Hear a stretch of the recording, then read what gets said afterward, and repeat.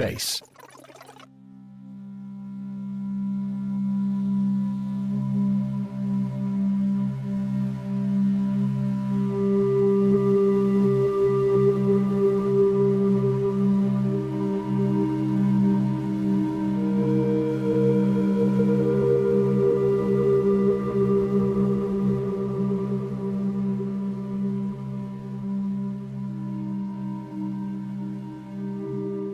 Welcome to Vayse, a podcast about weird stuff. I'm Peter C. Hine, and joining me as always is my old friend and co-host. He likes big books and he cannot lie. All you other listeners can't deny that when a weird tome's released with films of itty-bitty text, he'll shove those pages in his face. It's Mr. Stephen James Buckley. It is. Thank you for that introduction. Right, welcome. So our guest this evening probably needs no introduction if you've listened to any kind of paranormal podcast over the past 5 years.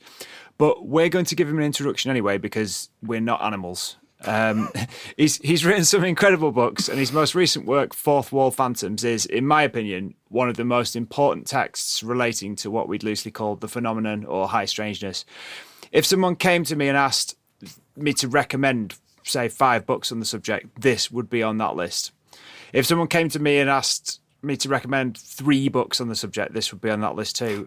I'd honestly, I'm not going to go through all the numbers, but honestly, I would put it up there with like Keel and Valet in terms of how it brings us all a bit one step closer to understanding just what the fuck is going on.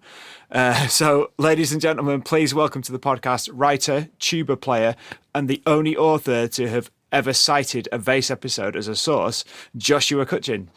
Welcome, Joshua. It's a pleasure to be here. We're going to have a problem right off the bat, though, because you keep on making me want to laugh, and I've got this cold right now that I'm dealing with. So if I laugh, I'm going to go into a coughing fit. So just have your finger over the I'll have my finger over the mute button, you know. But thank you so much for that warm introduction, gentlemen. That's so kind of you. That's so good.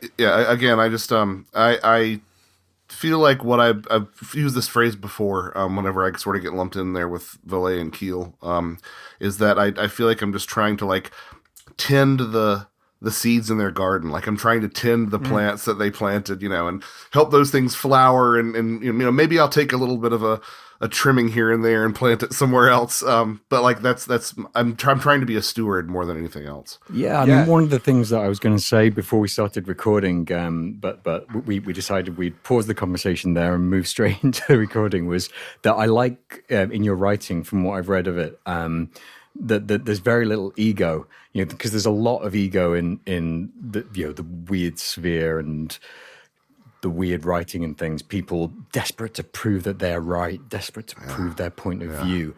Whereas your books they almost take a scholarly approach without being too stuffy, which I really, really like. Very readable.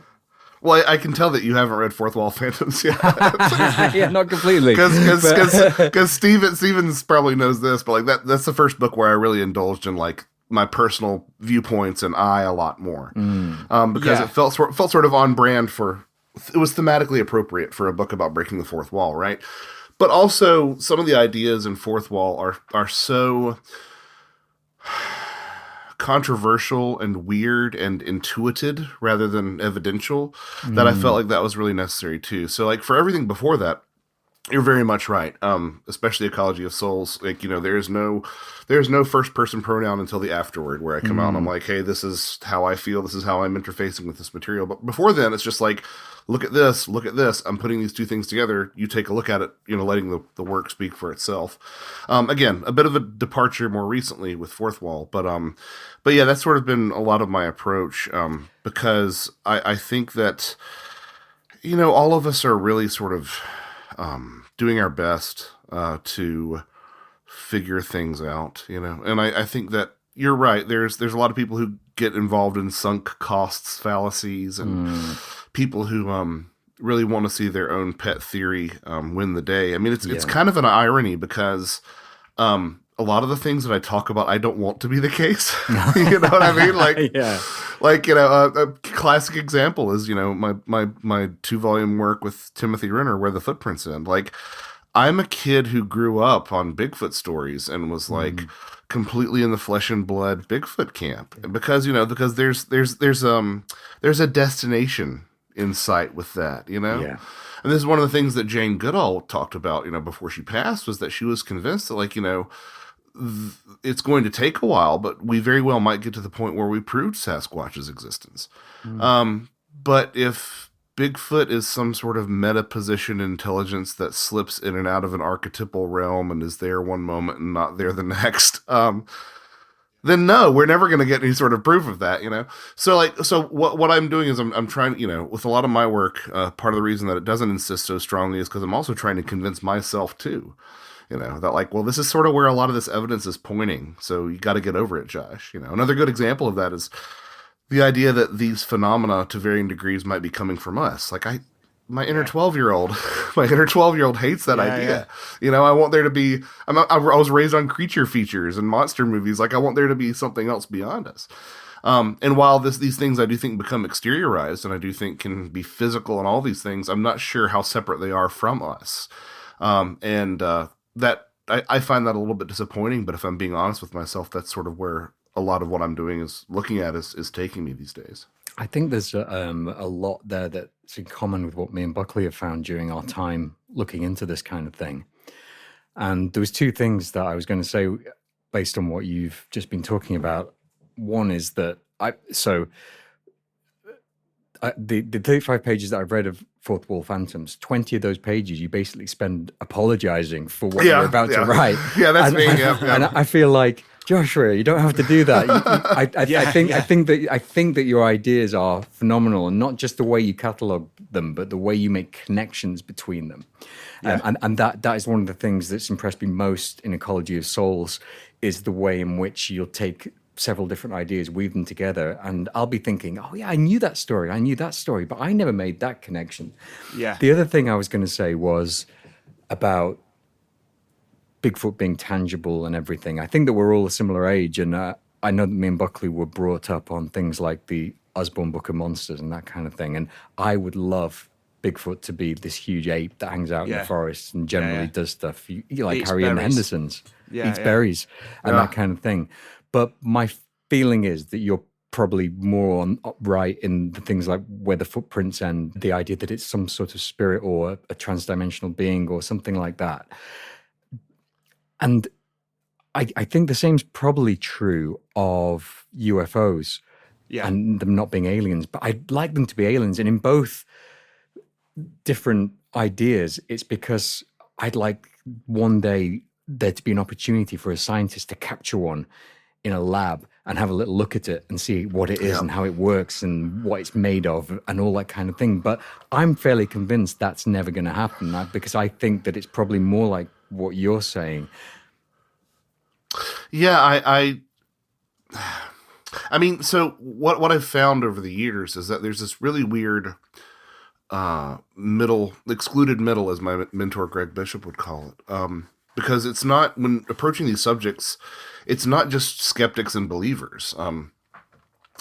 There's a spectrum in between those two as well. There are people who are truly agnostic about it, and I'm in this weird position of like, well, I believe a lot of these people that I talk to who are very sure and very sober-minded and very kind and very thoughtful and they're not looking for fame, like all the caveats that you would have for someone who's making an extraordinary claim. And on the other side of the spectrum, I see these skeptical arguments. Like Bigfoot is a great example. We should have a body.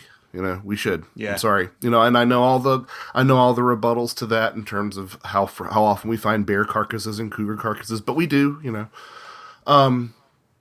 Bigfoot appearing in amounts in parcels of land that are far too small to support a 9-foot tall ape man, and so like I resonate with those, but I'm also hearing these stories from people, and I've also had my own sort of interesting experiences to varying degrees, and I'm just trying to reconcile all these things. So you do wind up with that sort of third path, which is like, well, these things are real, but we're just trying to figure out what type of real they are, because the sort of literalism that we're being given by both sides, both extreme ends of that spectrum, doesn't seem to really apply.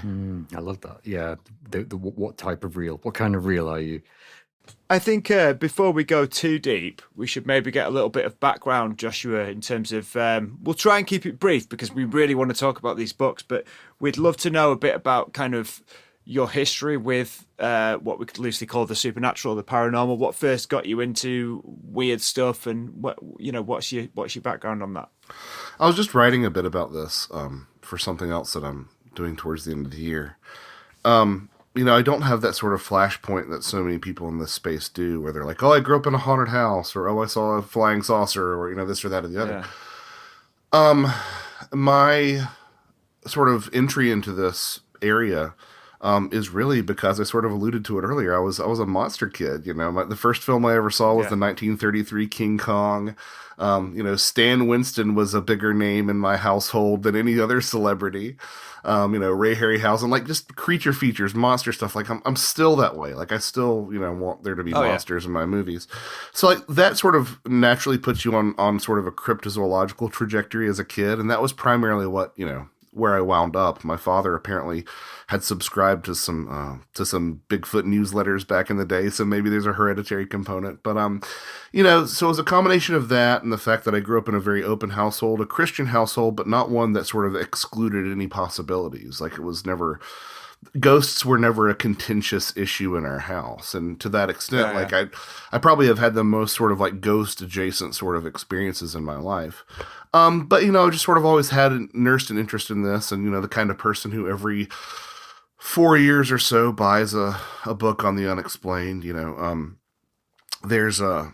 I still have a copy of Jerome Clark's compilation, The Unexplained, back there on my bookshelf, and it's held together with packing tape that my mom had to sort of repair it with. And now, Jerry has reviewed some of my books, which is just bizarre to me. So it was all this. And then it was, I got my first desk job, in 2012, and I had an hour commute, both ways in the car. And that was sort of, no offense to you gentlemen, with your podcast in 2025, but back in like 2012-ish, like that to me was like a real golden era of paranormal podcasts, because you could kind of keep up with all of them. Like you could listen to you could literally listen to all the paranormal podcasts, you know what I mean?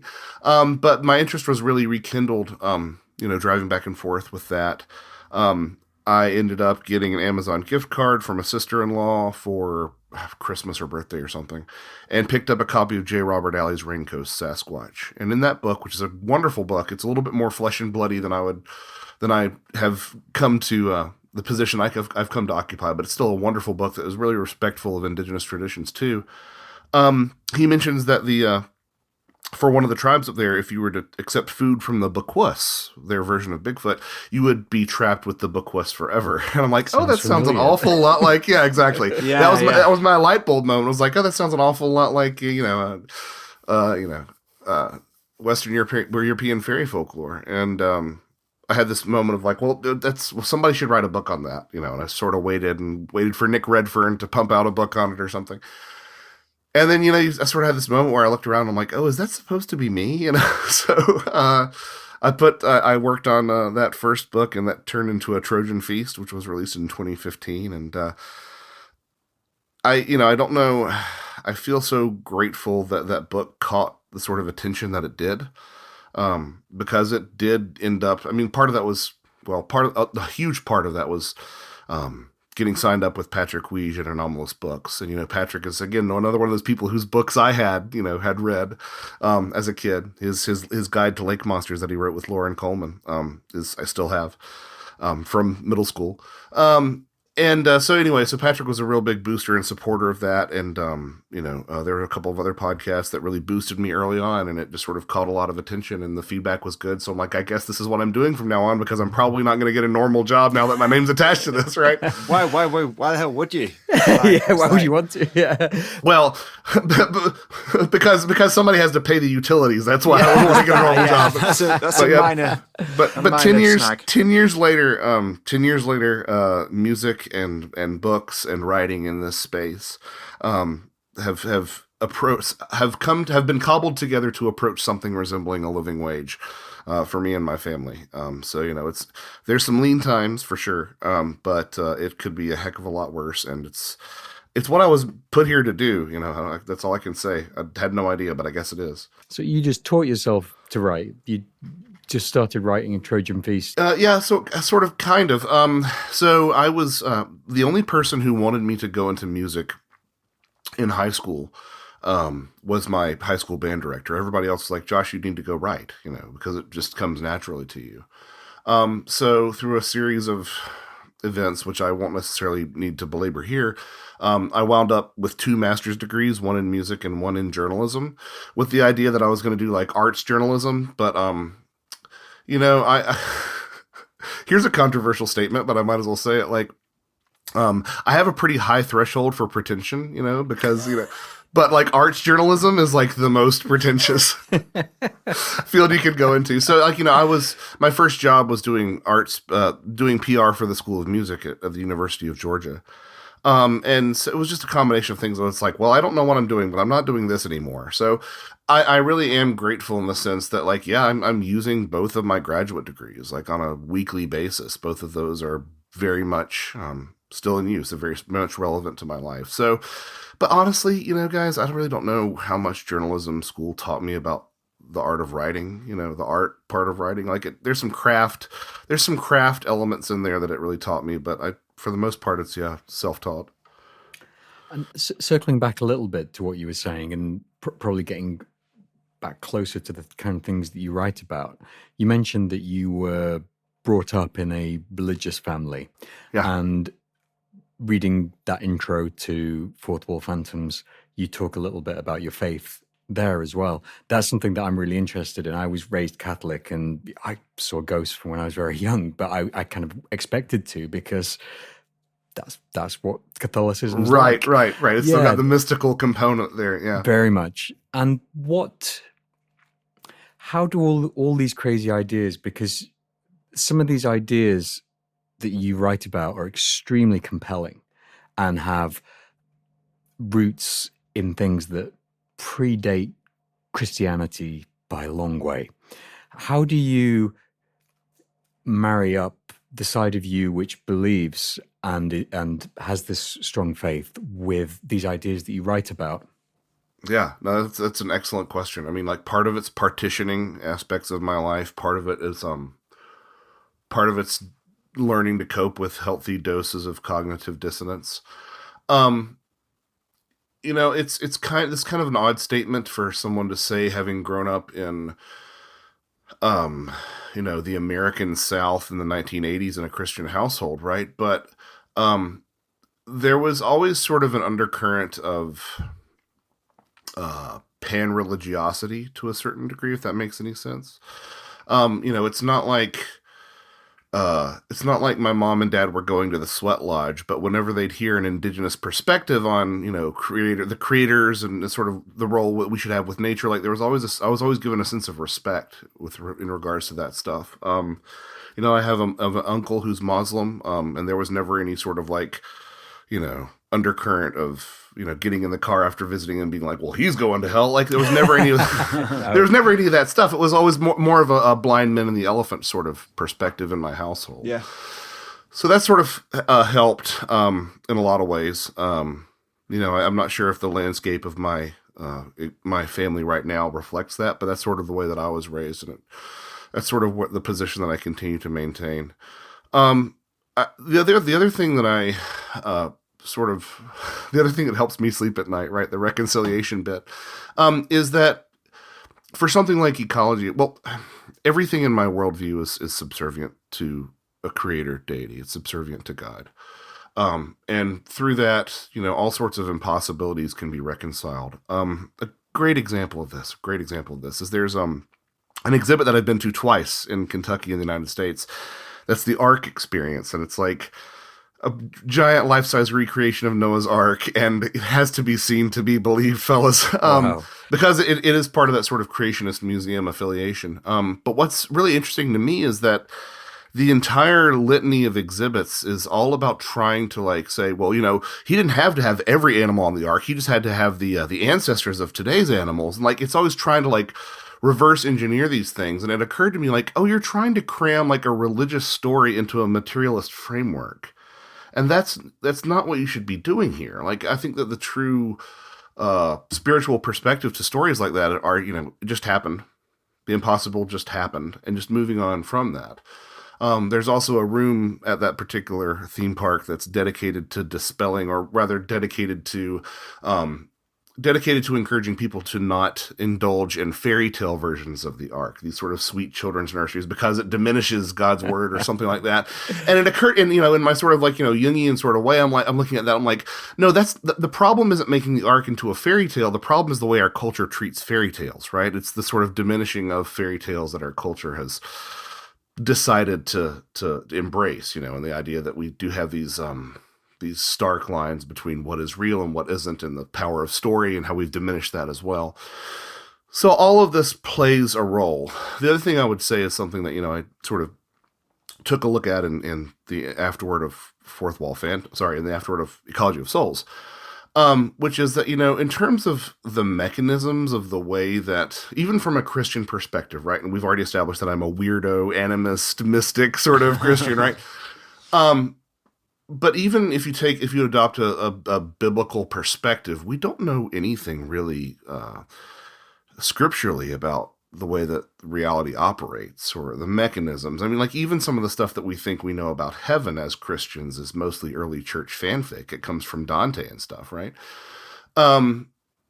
So, for me, it's like a kid that's taking apart a clock. Like, I'm interested in how the clock works, but even if I figure out how the clock works, it's not going to tell me what time is, and it's not going to make me more punctual. There's certain lessons that you have to like learn through personal communion with your spiritual side, and then there's a part of me that intellectualizes it too. And those two things can sort of coexist at the same time within me. And I don't know if I'm deluding myself, because I have conversations with myself about that all the time. I don't know if I'm deluding myself. I don't know if it's really a tenable position, but it's the one that sort of works for me. And it's ended up being a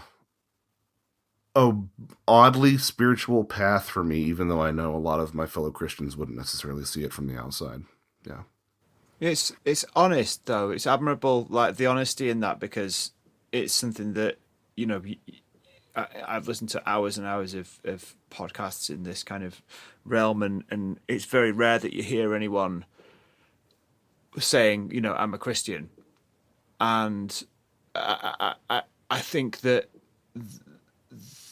to me, as someone who isn't Christian and tries to sort of understand all of it, they're not necessarily all a million miles away from each other. Like, there's Right. there's a lot of connective tissue between these different belief systems that kind of, if you were to take the approach that you have, which is just basically study lots of different things, then you'll kind of, almost the more you look at it, the easier it is to reconcile, because there's like, really, you're looking at it from the outside and you can see, oh, hang on, I can see that fairies equals Bigfoot. I can see that this equals this and stuff like that. And like, and I think it's testament to your, like, the depth of your study that you're able to reconcile it, because you've seen all these connections. Well, I appreciate it. I'm not really sure if I reconciled it or if I've just learned to live with some aspects of it. But what I always remind myself of is that I'm not the arbiter of who is saved and who is not, and who is going to heaven and who is going to hell. And the God that I prefer to believe in is so merciful that it pushes the boundaries of what we would consider just, if that makes any sense. And that's not something that I hear from a lot of Christianity nowadays, but that's the way that I was raised, and that's the way that I would prefer to believe. And if that winds me up in hell, then so be it. Yeah. I'll be a compassionate person in hell, I guess. I don't know. Yeah. I think, like, it's good to be a nice person, no matter what your route to that is. And, if you're able to do that and you're able to follow something that helps you to be a bit nicer, it kind of doesn't matter what it is. Right. And the other thing that I would sort of highlight here to sort of bring us back to is that, like, a lot of these established organized religions are a lot weirder than we give them credit for on the stage today. Yeah. There's a wonderful book called Tree of Souls: The Mythology of Judaism by Howard Schwartz. And it's a gigantic, thick book of rabbinical teachings and like apocryphal Jewish texts and stuff. And it's like you read it and you're like, oh, this is some sort of weird Middle Eastern star religion that involves different aspects of like incorporates some polypsychic issues and the idea that maybe trees are repositories for souls and like all this really weird stuff that has sort of gotten filtered out through that tradition as the Abrahamic religions have sort of gone their own ways. But like even Christianity has its own share of esoteric aspects too.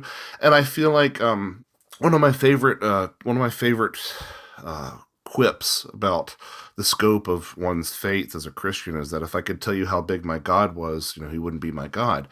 And to that extent, like I don't want to understand this thing, and that's why honestly I probably should be a Catholic. I spent a lot of my formative years in the Anglican Church in America, the Episcopal Church. And now I'm, non-denominational, but I feel like Christianity could use a healthy dose of mysticism and of wonder, 100%. As opposed to, I feel like every time that there is a miracle, it sort of gets put in a box as opposed to really leaning into that, Lord works in mysterious ways kind of feeling. That numinous aspect is what I really crave in my own spiritual life. Yeah, I mean, Catholic Church does numinous quite well, but what it doesn't do is ecstasy or rapture or the feeling of what it is to be in touch with something that much bigger than yourself. Fair enough. Other than that feeling of numinosity, I'm not a Catholic anymore. I'm not really a Christian anymore. But I found that looking into all of the strange stuff, probably starting from about 3 years ago when I really started messing around with chaos magic and then various bits of animism and all that kind of thing, reignited my belief in God in a weird way, in a creator, in a... When I say like a singular drive behind things, I mean a multifaceted, huge, but monolithic current. And the thing is that the more I read about strange stuff and the more I read about, in the early bits of Fourth Wall Phantoms when Donald Duck turns up to play with that lady, it doesn't make me believe any less. It makes me believe more, and in doing so, makes my definition of what I think God is bigger. Yeah, it just stretches the size of it. Yeah. Exactly, rather than narrowing it down. I mean, I couldn't have said that any better. And like, I think if you really drill down to like the why of what I do, because I've talked to my wife about this a lot, because my wife is the daughter of a Baptist preacher, so it's like a very different sort of vibe. But I've talked with my wife about this a lot, and I think that this is all just sort of a. I think just getting people to ask these questions and getting people to entertain these possibilities is a small skirmish in the fight against the reductionist tendencies of materialism and physicalism. I mean, there's something about reality does function in accordance with those models, right? They're really great for helping us with things like surgery and, if you need a flight across the Atlantic Ocean, like that's what that's made for. That's the part of that toolkit, right? Arguably it's more of a science toolkit, but anyway. But like, I just feel like, there's a real, one of the crises that we face is sort of a deprivation of meaning, in a lot of places in the world. I'm definitely of the opinion that, it's not. Crime and poverty are related, but I think that more so than a driver of crime is poverty is a lack of meaning. That's why you can look at some communities in Appalachia. You can look at some indigenous communities that are, by modern Western standards, poor, but they still don't have crime because they actually still retain a core of meaning, right? And so that's sort of an epidemic that I sort of am keeping one eye on. And so I think that if you really drill down and ask me like the why of what I do, it would probably be something like, well, I'm just trying to push back against materialism and have fun doing so, Yeah, I think like something that struck me about the last few things that you've said is, and what you've said as well, Hine, is that like it's not necessarily about finding the answer and about finding the end point. It's that place in between where you're not quite sure that you actually, that's what you should be, where you should be at. And it's the same with, with ufology. And I've read quite a few kind of books around that area. And it's like, it's occurring to me that they'll never be disclosure. They'll never be, because that's the point. The point is to be in that place where you don't know, right. To be in the place where you're always questioning. And that, so in a way, that's why kind of something like ufology makes for almost a really ideal religion. It fits exactly into that because it can keep you in a place where you'll never find the end. And the point is not to find the end. The point is not to see a scientist say, yes, we have found a spaceman. He is from this planet and this is how tall he is. And that's not the point of it. The point is, and that's why there's so much sort of hoaxing and so much kind of like bullshit, Well, yeah, I wasn't going to say that, but and it's like and that's why it's so hard to separate all these things. But actually, the conclusion I've come to lately is I don't need to. I don't need to be reading this thinking, this is not true. I can't read this because this was a lie. It's like, because that's all part of the same bigger picture of enjoying ufology. Right. I'm not in it anymore to find the answer. I'm in it to enjoy the experience of feeling like there's something beyond me that I don't quite understand. And like, I know this sounds so like,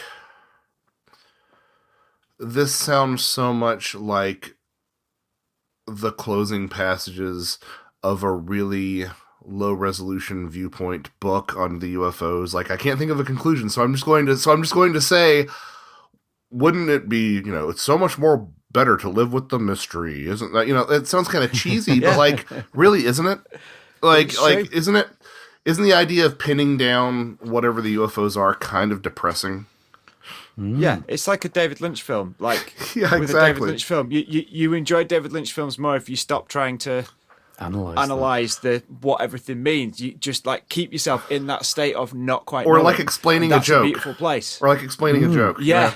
That's sort of the vibe for me. And so like I kind of prefer this version of the UFO being a Rorschach test and being a clearinghouse for archetypes and for picking up all of our old mythologies. I mean, I'm working on a couple of different projects right now, and it's astounding to me how much you can read some of these older folk tales, and you're just like, oh, that's a UFO story. It's like I say that my favorite books on UFOs are the books by Claude Lecouteux. And they're not UFO books at all. I don't think I don't even know if he's ever said soucoupe volant, but I don't think he's ever even printed that, flying saucer or UFO in any of his books. He might have, but like, it's all books about like, the wild hunt and like household spirits of Europe and spirits of devils and demons of the woods, and like, and you read that and you're like, these are the same stories that we're telling ourselves. It's just we blame all of this on little green men now, and to me, like, something that is, I think there is something that I do find more compelling about this thing that's been with us forever and changes shape and adapts to us. That is so much more compelling to me than like, oh no, it's just millennia of misidentification of some little scientists who've been visiting here, So that's part of it too. And just like I love the idea about keeping the UFO ambiguous, because it does, and it can be like this real alchemical sort of transformation where like you do end up becoming more interested in stuff that you'd never be interested in before. There's this one of my favorite quotes. And again, I won't bring it up here, but the basic gist of it, it's from Ami Michel, the French ufologist, and he says, the study of UFOs is more of a journey of initiation than it is, a scientific exploration, because you start looking at things in the sky and you end up reading about Arab mystics, and that really is that's the trajectory, it always is if you're doing it right, I think,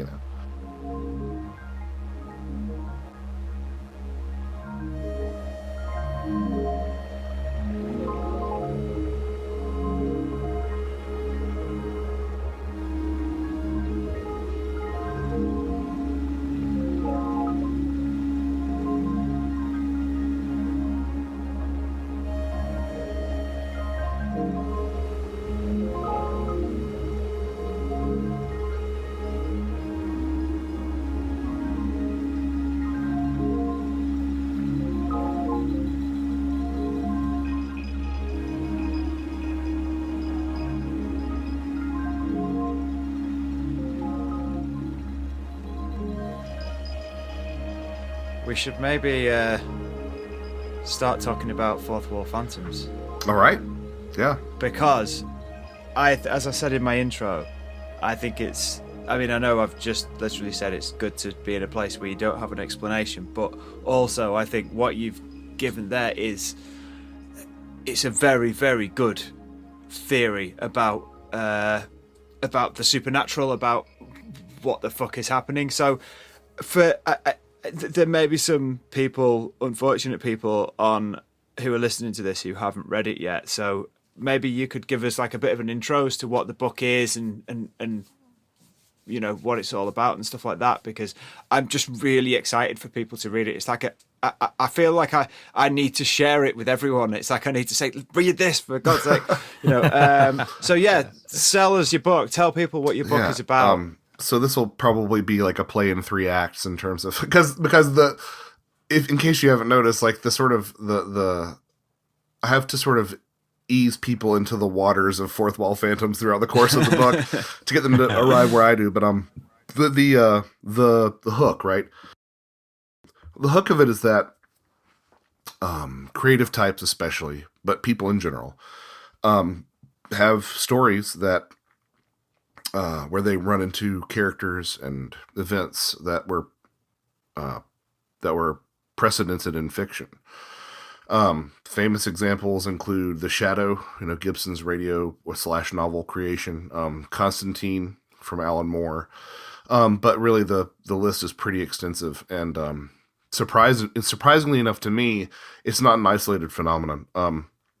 There's an entire book called Embodied Imaginations by Chidambaram Ramesh that talks about creative types having these sort of experiences. And they run the gamut from just a sense that the character has some sort of agency, if you're, an author, to all the way to seen, felt, heard, smelled, sensorial interactions with your characters. And that's all fine and good when we're talking about creative types. But then when you start talking about, people who are audiences who run into these characters, which sometimes happens as well, then it really sort of brings into question what's going on here. So once you sort of established like, well, it looks like fictional characters can step off the page, whatever that means, I don't know. But if that's a possibility, then what does that say about sort of the 3 domains that I want to really always interrogate in my books, which are the ufological, the cryptozoological, and the parapsychological? The influence of fiction and media on UFO sightings has been long documented by people like Martin Kottmeyer and Bertrand Mayust.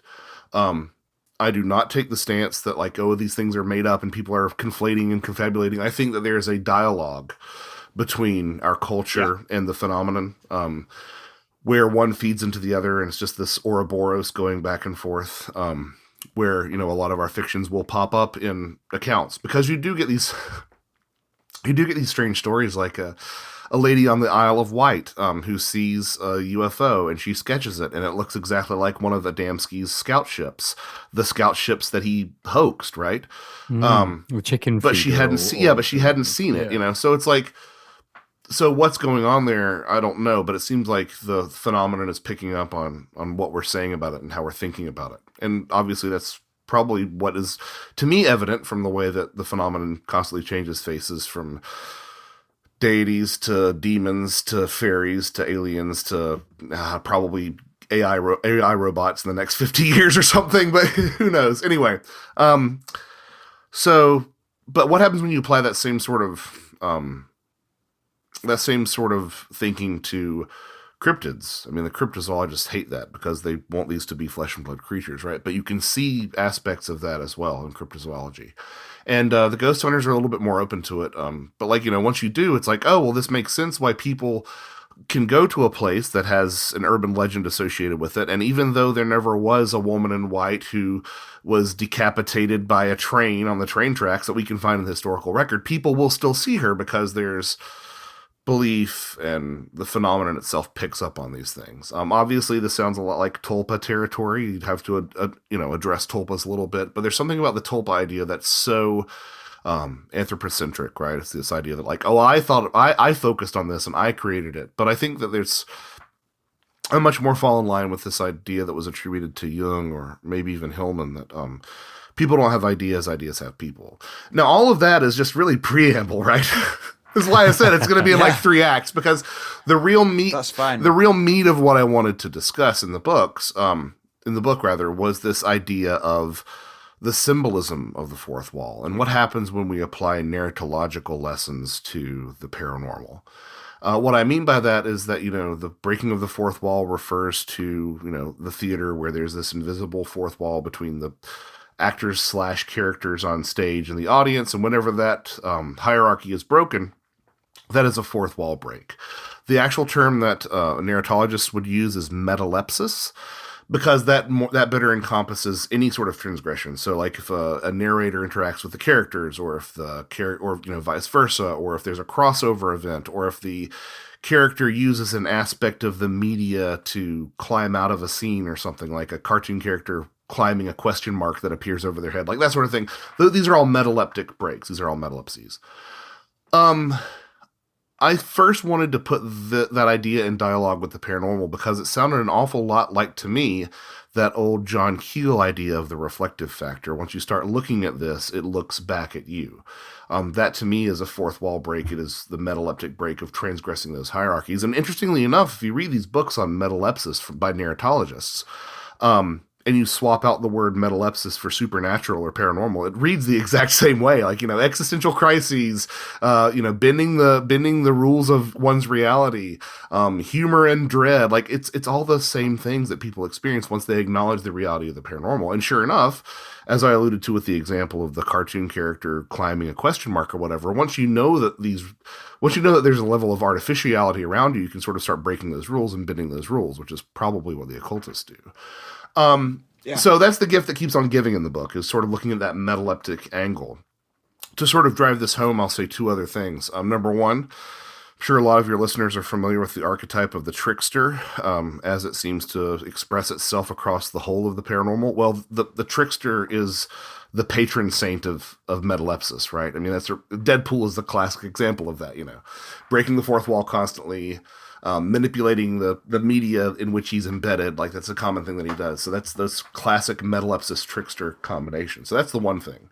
And it makes sense because tricksters violate thresholds, right? But the other thing that really drove it home to me when I was working on this book, and I'm like, no, this is not just me, like, because sometimes you get research pareidolia, right? You're like, oh, I see all these connections. Maybe there's something here. And every now and then you have to be like, oh no, you have a moment where you're like, okay, good. This is confirming that there is something to this. There's a bit of scholarship by a professor by the name of Grethlein, who looks at ancient Grecian artwork, like vases and such. And if you think about those in your head, like the characters are almost always in profile, right? Mm. They are not breaking the fourth wall. They are remaining within the media in which they're depicted. There are, however, exceptions on Greek vases where the characters depicted do break the fourth wall and stare back at the viewer. And those are monsters, sleepers, the dead, people in altered states of consciousness, and deities.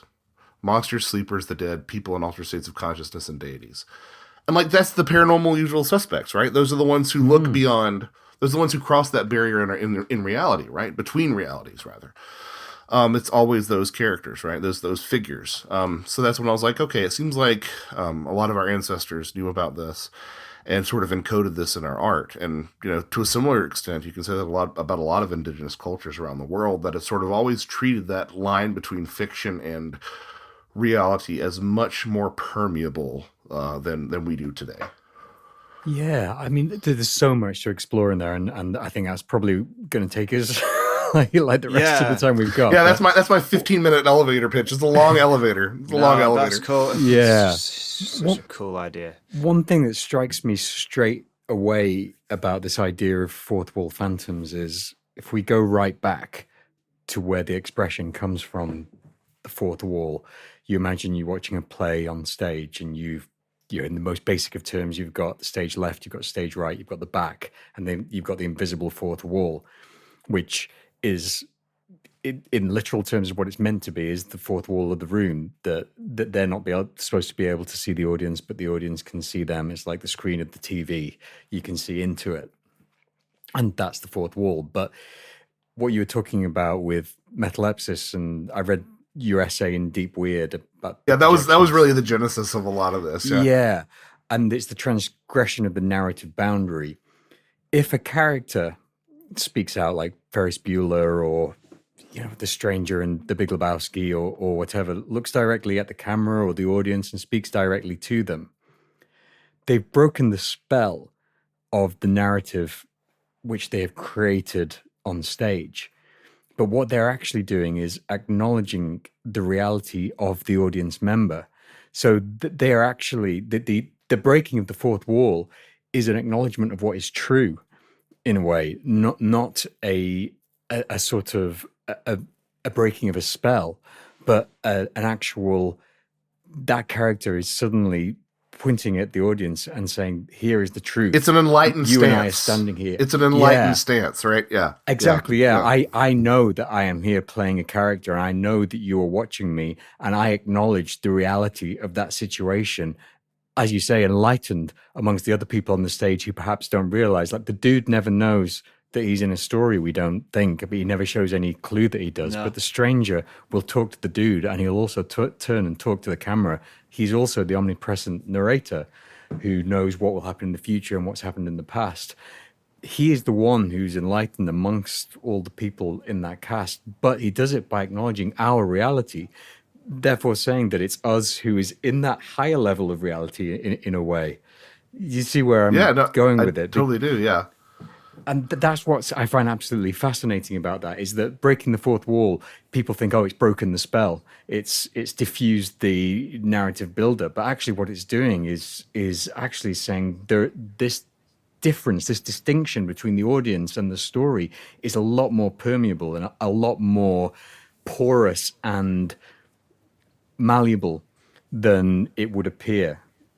Yeah, I mean, not only that, but it's kind of interesting because there has been some, believe it or not, metalepsis is kind of a contentious issue amongst narratologists. I love it when you get these windows into these communities. You're like, oh, you guys have infighting too. That's kind of fun. But as far as like exactly what it is and this and that and the other, and there's one line of thinking that like sort of has come to think of, you're talking about breaking the spell. They've come to think of it as kind of cheap, as it sort of becoming cheap because so much of our media is doing it, right? That's what I was getting at, somehow. Right, yeah. And isn't it weird that this criticism is being leveled at a time when, like, we're all experiencing these fourth wall breaks? Like, this is trickster time, like this is post-reality sort of trickster time. AI is blurring the reality barriers, with all sorts of stuff. And like that's been my contention about I've changed my tune on the disclosure movement to a great deal, and I guess I can quit with my apology tour 2 or 3 years later. But at the same time, like I'm not sure how much the disclosure community necessarily should be patting itself on its back for all the sort of news and announcements and such, because I think that the phenomenon's always been in control of this, right? And I think it's just now is the sort of time when it feels like it can come out and be like, well, am I real or am I not? I don't know. You don't trust any of your institutions anymore. Like, this is trickster time, right? This is a time when there's enough plausible deniability for the phenomenon to sort of still remain halfway hidden in the shadows. And so, of course, with that comes a lot of, that's where we get the term meta from, in our media, of meta take on this or that or the other, meta commentary. Like we got a lot of metaleptic stuff in our media at the same time. It seems all part and parcel for where we are in the 2020s. One of the things I really wanted to ask you was about there's a story in Fourth Wall Phantoms that talks about the person who had an experience. I think it was a UFO/alien experience where the being said, "We want you to believe in us, but not too much." And that really struck me as like a really important thing. And I think that's kind of, so if we think about what I was saying earlier about talking about ufology as a whole, as in keeping people in that place where they believe but not too much, where there's always something that disproves it. So you always get like 75% there, and then something's come and disprove it. And then you think like, you can think about that in terms of, I'm talking about it through the sort of example of ufology, just simply because that's what I'm probably the most read in compared with the other areas. But I'm sure it's the same with cryptids. I'm sure it's the same with various other aspects of it, and even with magic. I think that like the one of the things your book does is bring together all these different areas. But anyway, I guess like what I'm trying to ask is, if that is indeed the case, that we want you to believe in us but not too much, do you think that there is a single, almost like unified consciousness or something akin to a consciousness that is wanting that? Because it seems like all of these different things, ufology, cryptozoology, all these different aspects, all have the same intention and the same effect. That intention being keep people in the state where they believe but not too much. Now, if they all have the same intention, then what is behind that, do you think? Do you think that there is something like a unified consciousness that is like almost one big massive trickster? Yeah, I mean that's the $1 trillion question. I mean, I'm not sure if you get to a certain point that these distinctions are even useful. That's what the sort of a monist expression would say, that everything is one. But I have played with a couple of ideas over the years, but like why is that sort of believe in us but not too much kind of thing? Like, what does that sustain and what does that engender, and like what is the purpose behind that? And like I go into that a little bit because I have this whole chapter dedicated to like the pH of disbelief, which is built on a lot of what not only Jack Hunter but also George P. Hansen has talked about. And that book, Trickster and the Paranormal, is like, I think it's probably the best book written in this space, honestly, because it has a predictive quality. Once you read that book, you're like, oh, I can totally predict how this news cycle is going to go. I can totally predict how this scientific endeavor to prove XYZ is going to go, because like it does have that sort of, and it all sort of falls apart because of the trickster, right? But one of those things that's always stuck with me with his work is that sort of self-negating aspect of the trickster, by which I mean, a poltergeist case starts out authentic, and by the time the news vans arrive, it's no longer popping off, but the person at the center of it feels like they need to fake it to not look like a liar, but then they're outed as faking, and so it always remains in this sort of dubious realm of, again, plausible deniability. The inverse can be said too. I mean, what is ceremonial magic other than hoaxing something into existence, right? Like, you're not really Solomon. You have no authority to call these things in, but if you're convincing enough, they believe you. Similarly, there are instances where people, like, with crop circles and stuff, they start out hoaxing and they draw in genuine phenomena, strange lights while they're out crop circling, right? So, all this to say, like, what is the purpose of that, though? I suspect that these things can only exist in that sort of perfect balance that we're talking about. I think that if you don't think they exist, then very much like Peter Pan's Tinkerbell, if you don't clap or believe enough in fairies, like, it gets extinguished, right? And I think the inverse is true too, though, because I can say from a lot of experience, it's getting better now, knock on wood. But I can say from a lot of experience, the more you seem to believe in these things, like the more elusive they become too.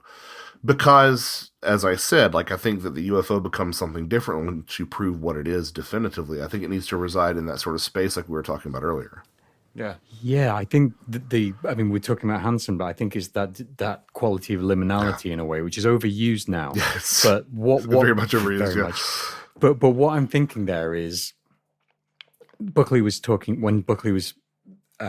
before, he was saying something which I think it is really valid, in that there's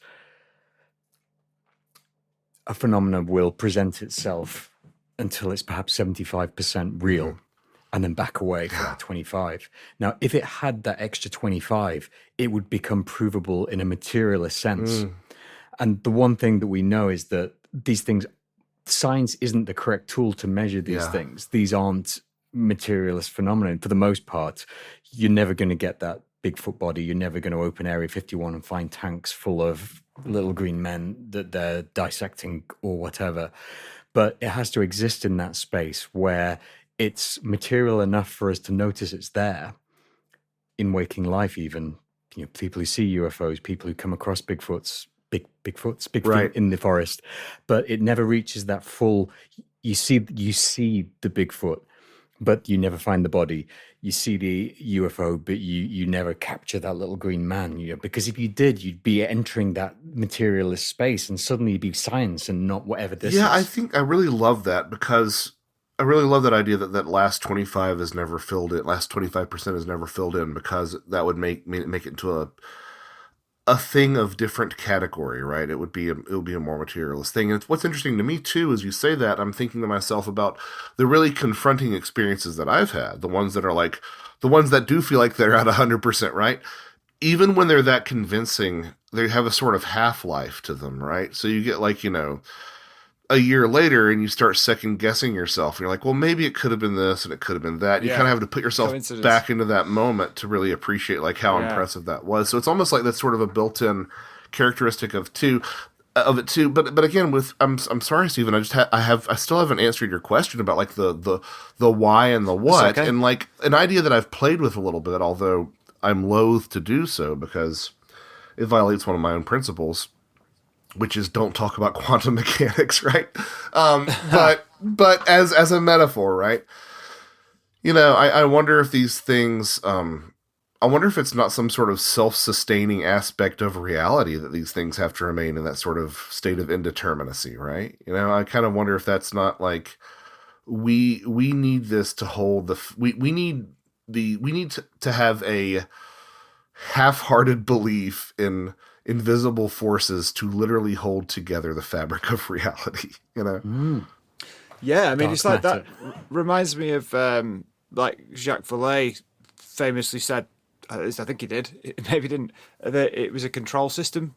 He referred to the phenomenon as a control system. And that, even reading that ages ago, I remember thinking like, but what, I kind of couldn't really grasp that because it's, but I think I'm a bit closer to grasping it now based on what you've just said. There's something about that state, and it's I'd like to. I know it's notoriously boring talking about your dreams, but this is actually relevant. And I had a dream last night, and it's a dream I have very often. That's like a variant of this dream, and I'll be about to do some kind of musical performance, always on drums, and I'm preparing and there's something wrong, so like the drums haven't got skins on, or the drums are soft, or my kit isn't arranged properly, but I'm really excited about this performance, so I'll get my drum kit fixed and I'll build it up and I'll be just about to play and then my alarm will go off.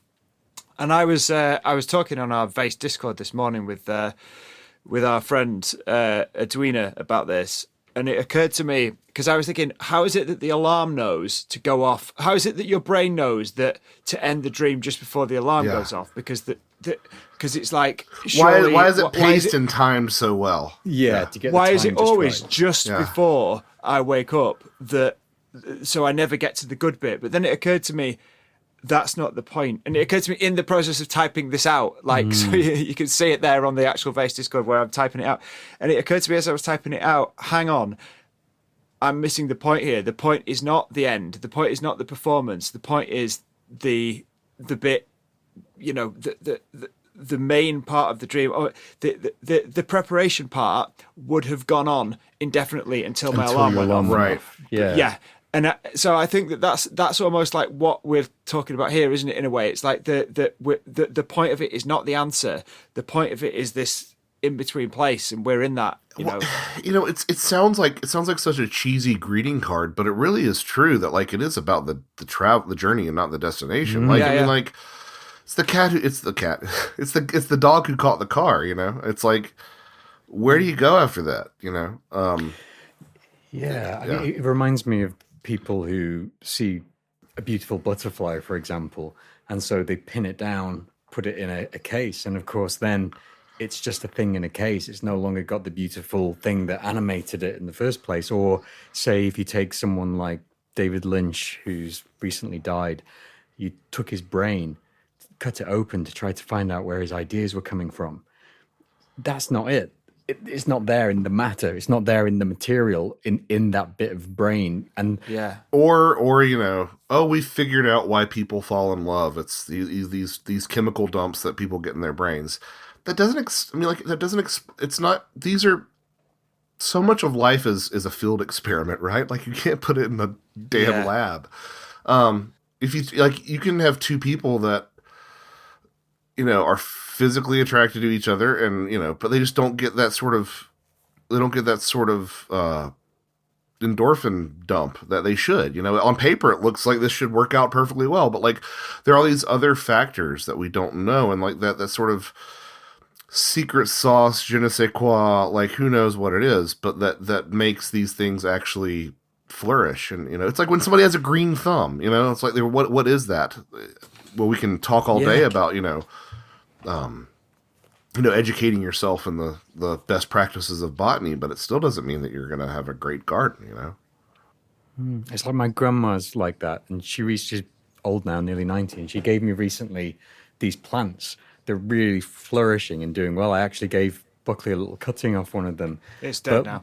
Well, It's not. I'm joking. I'm joking. but when I looked at how she'd done it, it went against everything that I'd researched into of how to keep a plant healthy.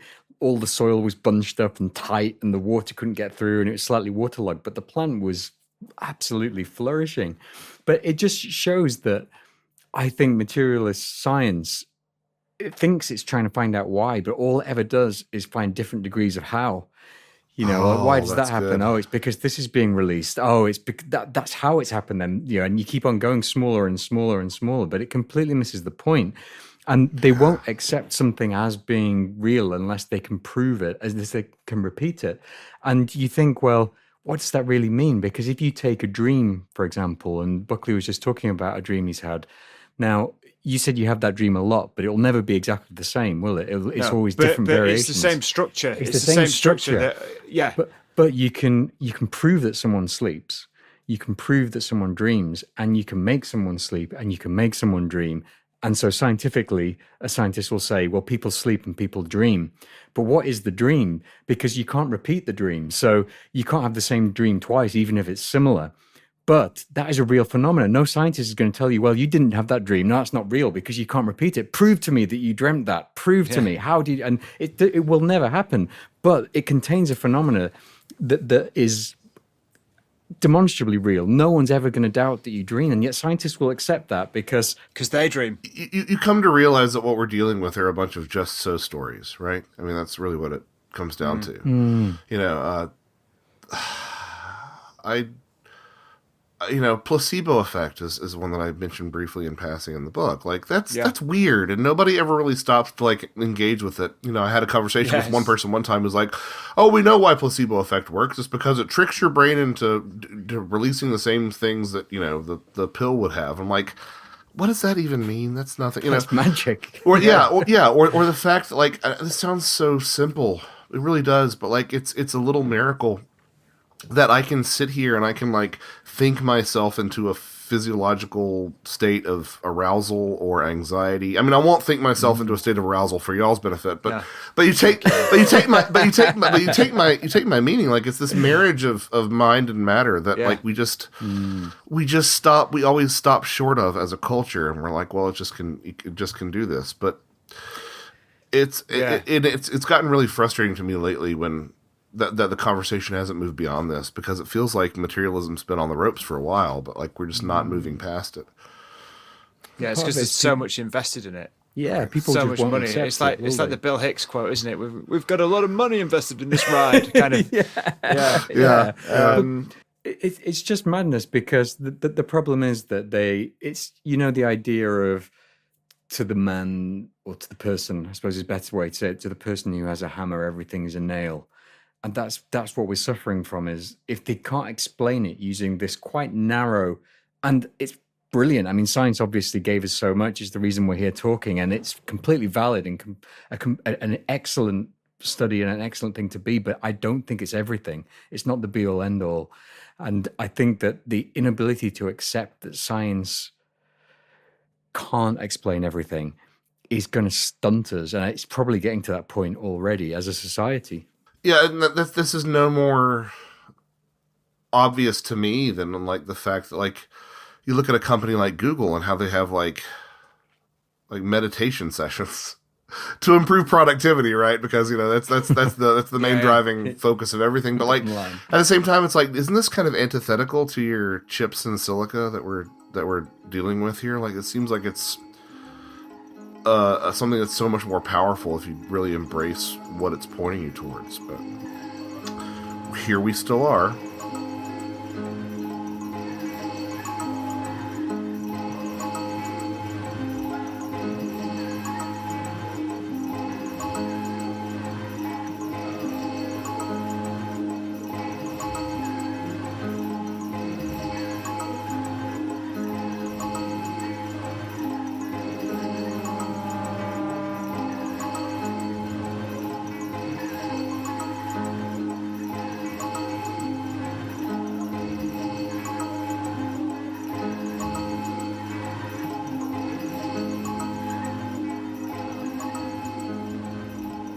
In terms of 4-4 Phantoms, like, are there any sort of like, obviously you don't want to spoil the whole book because you want people to read it, but are there any sort of stories within it that you think would be nice to share here? Just like, yeah, there's a story that I found that has kind of been overlooked that I think is really sort of illustrative of a lot of the ideas that I'm talking about in this, which is the story of the rock eggs of Miami, Florida. So the rock, the Arabic gigantic bird. ROC. Yeah, ROC, yeah.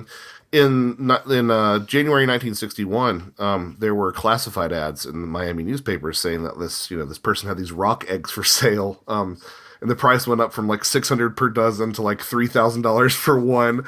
And like, it's a weird ad, like, these rock eggs for sale. But the person who took out these ads was this Louis Vanderkar, who was an eccentric and an artist. What is odd is that at the same time that he was taking out these ads about these rock eggs, there was a Thunderbird flap over in that Miami area from people who presumably had no relationship to this character. As it turns out, these rock eggs were hoaxes. Vanderkar was an artist and a sculptor and someone who did work for theme parks and miniature golf courses and stuff like that. And he'd made like just a bunch of garbage that he coated in plaster of Paris and made them as rock eggs. Apparently he sold one of them to someone in Chicago, but it was always like, just a real character. Like I cannot encourage you enough to look into this guy. But because his thing was like, oh yeah, you'll have to take it out to a remote area and it'll hatch in like 80 years, but it'll only be seen by people who are really smart, and people who are dumb don't see it. Like, that's sort of like complete character, right? But there were those sightings, right? Like, there were those sightings at the same time. He got a bunch of people in the community to come out to a beach to like have a rock egg hatching party. And like, it was obviously just a bunch of bull, right? He even admitted it was a hoax later. But you look into his background, this Louis Vanderkar character, he was self-described as sort of a worthless person until he signed up with the Merchant Marines in World War II, and he was torpedoed. His ship was torpedoed, and he fell into the water, and he had a walk-in of this alien that wanted to know more about art on planet Earth. And after that, he had this explosion of creativity, and he was actually able to make a living as an artist. He found a new interest in the occult, and he had these rock eggs that coincided with this Thunderbird flap, and there are still Thunderbirds seen all over Florida today. And so you have to say, if you look at this from like the sort of motivic, thematic sort of standpoint, you're like, here's a person who had a near-death experience and had a walk-in and had a burst of creativity afterwards. And look, I don't know, maybe he paid people to make these reports, but there's never been any indication of that. And at the time that he was saying that some of his earlier rock egg creations, which he learned the spell from an ancient Arab sorcerer or something, like an incantation to infuse it with the actual spirit of the rock, he claimed that those were his old rock eggs that had hatched that people were seeing at the time. Was he capitalizing? I mean, the classifieds appeared before the sightings actually made it into the paper, so it was between the sighting happening and I don't know. It's a weird story, and you really don't have to say one way or the other. At least I don't have to. I can just say that's neat. It fits thematically, and it allows me to have sort of a sense of wonder about, like, was this guy, did he come back from that time spent in the water in World War II with this ability to walk between the world of fiction and fact? And do people sometimes slip into that field that he's creating? From time to time. And it's one of those stories that really has kind of been the gift that keeps on giving, because it's such a hoot. Like, you should hear some of this other stuff. He was a real trickster character. But again, that tracks too. Like, it's just one of those things that's so archetypally on point that it was probably my favorite story to talk about in the whole book.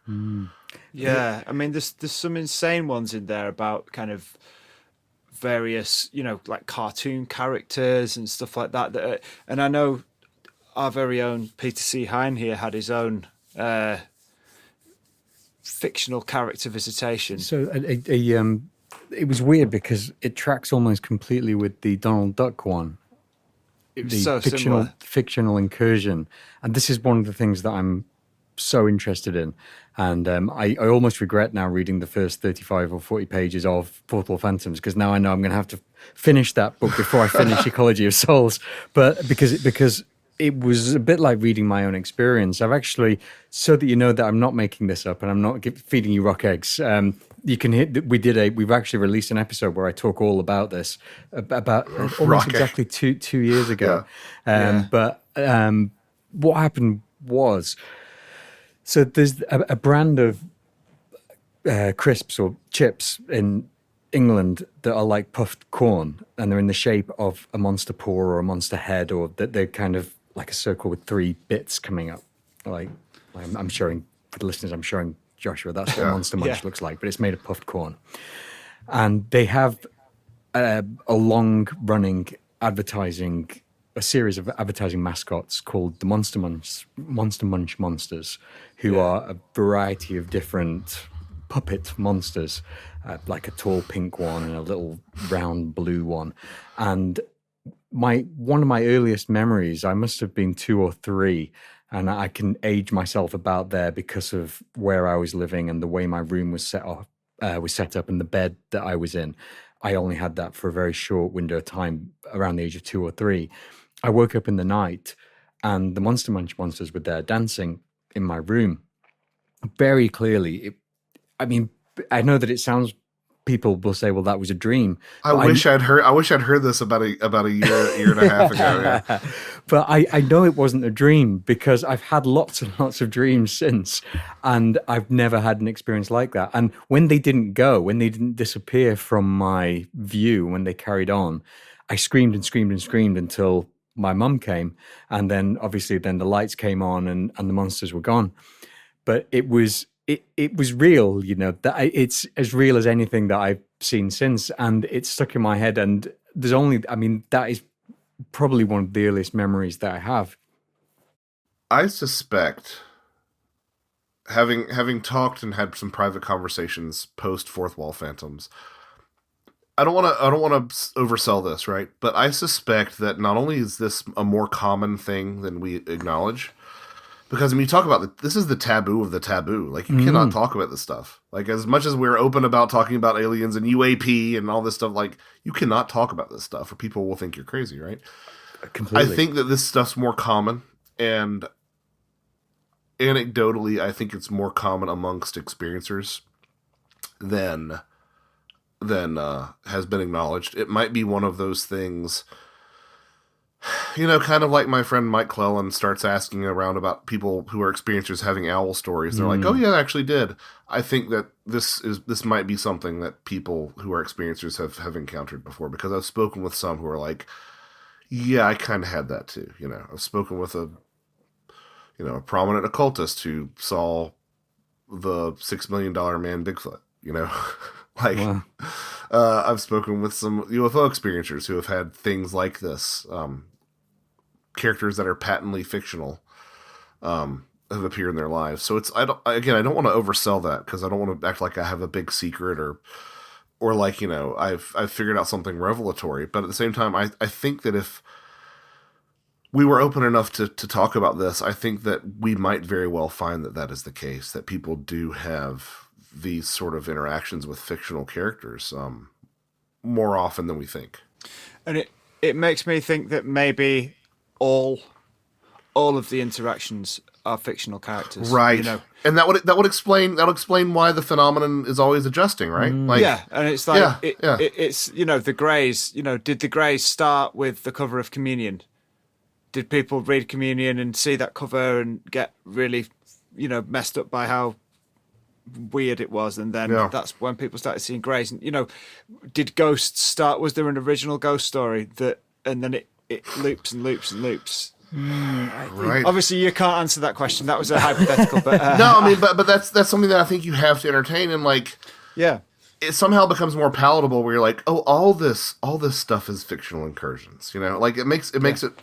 And once that's the case, like, you don't have to start being like, well, that was a crazy UFO story. I mean, like, don't get me wrong, people do have mental health issues. People do lie. People do hoax. All these things, right? But like, I have talked to people who have these wild stories, and it's like you kind of I have a very dear friend who has told me a story that I really have trouble believing, but I believe everything else that she says, right? But this person has said to me, I know this sounds crazy, Josh, but this is what happened. And I'm like, you mean sort of like metaphorically or like in your mind's eye, right? They're like, no, this is what happened. And I'm like, I don't know if I can believe that, but everything else that you've said to me has been level-headed, and you're acknowledging how crazy it seems. And this was like a multi-person sort of experience. And I know that's super tantalizing and kind of crappy that I'm saying that, and I'm not telling you what it is. But like, fine. I guess what I'm saying, like, as wild as you think these stories can get, they do get. And, I think that I was going to say something else, and I completely spaced on it because I was being so excited and passionate about that. But that's basically what we do for it's very much the bass. Yeah, you've caught bass fever, I think. Yeah, I guess I did. But yeah, I think that it just takes so much of the pressure off of having to decide and filter these things, and it sort of just allows you to be like, well, who knows? Maybe there are certain circumstances under which the impossible can become possible. Yeah, that completely is something, because I've been reading my son the Greek myths, and it used to be really important to me to try to work out, well, did people think that this was the literal truth? Right. Or did they know it was all stories? Well, if they thought it was the literal truth, then this stuff's pretty wild. But if they thought it was just stories, then they were building whole temples for years and years of constriction work and devotion to these gods. So the point is that there may not be a full answer to that. It may be both. They may have known they were stories and believed in them, and they might have understood that better than we do. Yeah, now, and that's why we still have society. Encounters with Hecate or Persephone, or Kali. If you're taking from, no, that's not a Greek god, but if you go into other religions, a game where you have a lot of idolatry and icons and things like that, so people have a clear idea of what these things look like. Are they actually experiencing them? Yeah, I know that it's kind of become, and rightly so, right? But it's kind of become verboten to talk about Neil Gaiman these days. And I totally understand that, because there's some pretty disturbing things that have been accused of. But having said all that, I kind of halfway wonder if American Gods wasn't divinely inspired. And by divinely, I don't mean like, Yahweh telling him to write it or anything, Yeah, but yeah. I mean, like, wasn't like almost channeled in a sense. Like this is kind of, because like it's such a parsimonious model for the way these things seem to work, and the way that they adapt over time, and the way that they die out or they tend to, grow in power. For anybody who doesn't know, it's the idea that like gods gain in strength. All the gods are real to varying degrees because they are partially created by us, and they gain in strength in terms of the level of devotion and prayer and offerings and such that we give them. And we also fashion our own sort of egregoric gods themselves too, right? Like sort of like a mass media or television or the internet or something like these sort of become their own sort of gods as well. And I just, that seems like such an accurate, or at least elegant and sort of artistically on the nose representation of what might be going on. I kind of look at that book and I'm like, is this what's happening? The book is extremely clever because it takes the US as an example, doesn't it, of basically a nation which is made up of immigrants, and so all their gods travel with them, and there's various degrees of how well those gods take in the new world, in terms of some just dwindle off and don't get a lot of love anymore, and they become less powerful and less potent, and all the way, which is I think another clever thing about the book, all the way there's this kind of backstage area and this other thing that's going on, which is obviously the Native American legends and that kind of thing going on as well,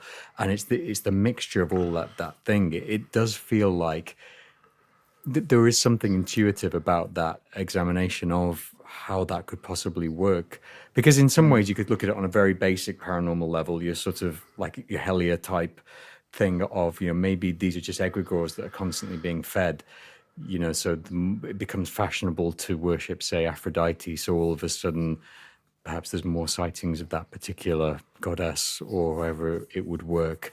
Like I'm sure that there were less reported instances of people seeing these blue star balloons before Helia, and now you go onto Reddit and everyone's seeing them. And I've seen them. We've all seen them. Me too. They're everywhere. They were probably, maybe they were everywhere beforehand, but maybe they weren't. Yeah. Who knows? We don't really just know. But Yeah. does it matter? None of it, does any of it matter? It's so are you feeding the egregore? But on the other hand, if that's the case, where did these legends come from? It's chicken and egg, isn't it? Because you can't create an egregore without having first an idea of what this thing is. And again, with things like Kali or certain gods, there's a very clear physical description of them. Yeah, you can't make an omelette without breaking a few egregores. Sorry, that was terrible. It made no sense, but The end. yeah, episode title. But that's actually really great. But yeah, I think that there was kind of a, well, I think that's sort of your answer to like this sort of like what degree did the Greeks specifically, although I'm sure you can apply this more broadly, to what degree did they think that this was these were literal truths, or these were kind of like stories and fan fiction, right? Can be seen in sort of these cultic variants. I get into that in a little bit in Fourth Wall Phantoms, but like there was like Athena Chekliokos, or these sort of different versions of Athena that were like place specific and had stories that were a little bit different, and they kind of were like, I view those in the same way that like in that sort of Neoplatonic chain of tradition, where like similarly you could say, Obi-Wan Kenobi and Gandalf and Dumbledore are not all the same person, right? But they are. Like, they're all the wise man archetype, right? Yeah. So, like, these are all kind of like subsets of the archetype of Athena, or subsets of Athena, subsets of Poseidon. Because, like, the people at those places who worship these cultic variants, Zeus Bekatote or something. I'm horrible with these Greek pronunciations, but anyway, it's usually like name you recognize, because today we think that they were all sort of like monoliths, like it was just Zeus was Zeus, but like no, it was name you recognize and then sort of place name, and people still worship these sort of like cultic variants with the same fervor that they did the umbrella versions of these gods and goddesses. And they still ascribe them miracles and probably had miracles happen. So what's going on there? I don't know. I think that, again, like where my work sort of pointed me to was this idea that like the real sharp distinction between fact and fiction is mostly a modern contrivance, And the more you get into like not only antiquity but also just contemporary indigenous practice, the less important it is. Not that they don't necessarily acknowledge it, but like it seems like there's more of a fluid pass through between these two domains, and it's kind of like this weird hang up that we have, and it's the hang up that you see like in a lot of these different spaces, right? Because to me that fact fiction separation is the physical non-physical separation that we're constantly banging on about with Bigfoot and with UFOs and all this stuff. Like it's like, well, obviously this thing that kills me, and I'm so tired of saying it, but I'm going to keep on saying it, is like where the footprints came out, like people would say pithy things like, well, ghosts don't leave footprints, and I'm like, have you read any parapsychology? Like that's one of the first ghost hunting techniques is to put talcum powder on the floor and wait for footprints, These damn things can slam doors and knock stuff off shelves. Like we're obviously not getting something about physical versus non-physical, right? So Bigfoot very well might be that way. The UFO certainly seems to be that way. It can leave burn marks in the damn ground, but like, every time you try to grasp it, it's very mercurial. It's just not there, as Terence McKenna would say. So I think that this fact fiction thing is that physical, non-physical thing, and it's that mind body separation too. I think it's all these things, which is really part of a holistic solution. Very rarely is one thing just one or the other.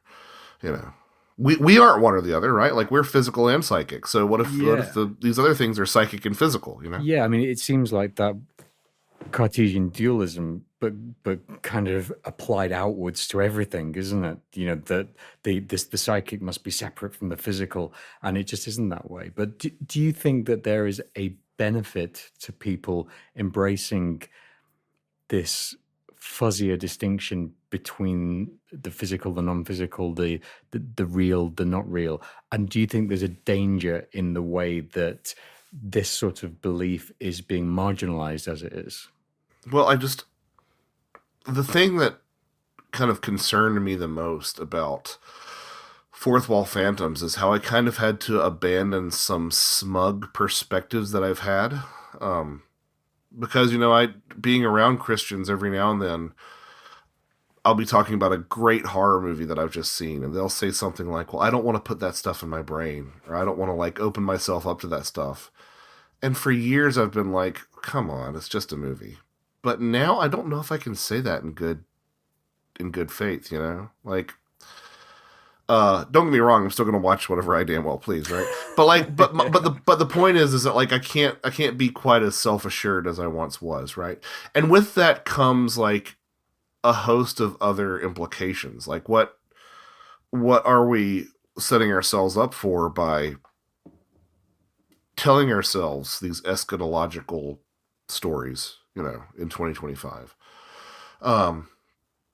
Great. I'm not saying that we should ignore the problems that we have, environmental and political, and I'm not saying that we should ignore any of those problems, but I'm saying that there's such an amount of fatalism every day, A lot of that's one of the reasons that a lot of younger people aren't starting families, is because they're just so fatalistic about where everything's going.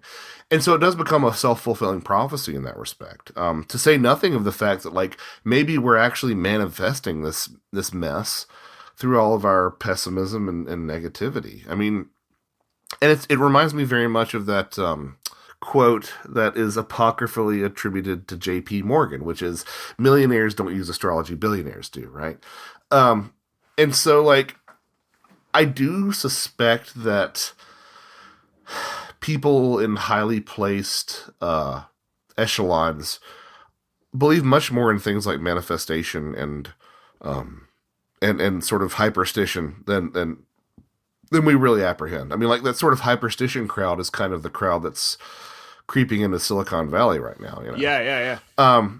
And I think that says a whole lot. That these sort of ideas have sort of, it's infected, too strong a word, but have sort of infected that level of society. So yeah, I think that there's a lot of practical sort of skin in the game, this matters kind of implications for this distinction and where we decide to draw it. Yeah. definitely. I mean, it's interesting that you're saying all this because, like, a few months ago,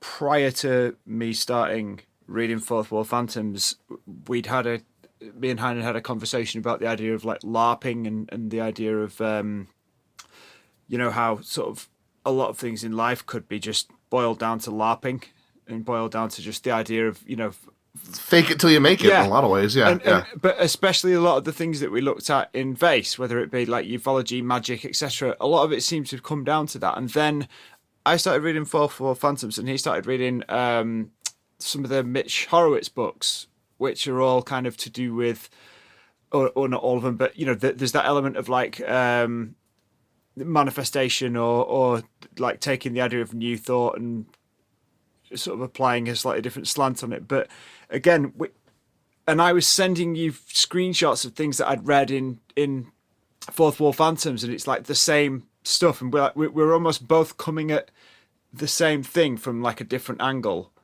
but it's both coming down to the idea that like reality is malleable, and the way that we think and the way that we behave and the way that we act does have an impact on that, whether that be it causes us to see cartoon characters or fictional characters, or whether it be, it can make our lives better through say bringing us more wealth or bringing us, health or happiness or whatever.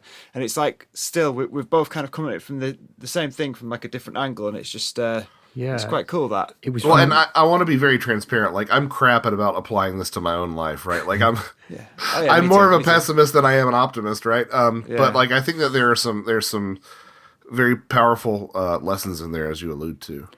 Yeah. When we've kind of invented our own Fourth Wall Phantom. Yeah, we've not seen him yet, but we're trying to make him happen. And he's called the Peanut King. The Peanut King, and the Peanut King is like it's the side of you that always believes the best, that is the optimist amongst your thoughts, and so if I'm feeling low at any point, I just think, well, what would the Peanut King do? This isn't very Peanut King of me. Yeah, I was like, I'm not embracing the teachings of the Peanut King here. I'm getting Mr. Peanut vibes. This is like a top hat and a cane. He is a bit like that, but a crown instead of a top hat. I suspect, okay, I get it. I suspect Mr. Peanut was based on him. It's some sort of retrocausal. Retrocausally based on the Peanut King, yeah. No, but I think the Peanut King's been around longer than that. It's just it's been given different names by different cultures and stuff like that. And we happened upon the Peanut King completely by accident through the process of making a podcast where we were just talking and laughing and shooting the shit. And then Hine just said, oh, the Peanut King, or something like that, and then it was like, right, that's it, the Peanut King. This is now a character. I love this so much. Because that thing, where you kind of jamming. You'll know it from music. Yeah. You're just jamming, and ideas suddenly come. It was like a verbal jam where we were just spitballing and just saying things, and then suddenly the Peanut King arose, and it was like, this is it now. We are going to have to, because of what we'd been reading as well. That almost tied into it. It's like, right, okay, the Peanut King is now a thing, and it's. So this is it's hilarious. I love it. I totally get it. It's all this stuff. But like, how different would our life look if all of us like actually embraced that idea? Like if all of us like had a Peanut King that we aspired to. It's really interesting though, because for a while when the Peanut King first showed himself to us, I was so hooked on the idea, and my life went like so much better almost straight away. It was like I embraced the Peanut King.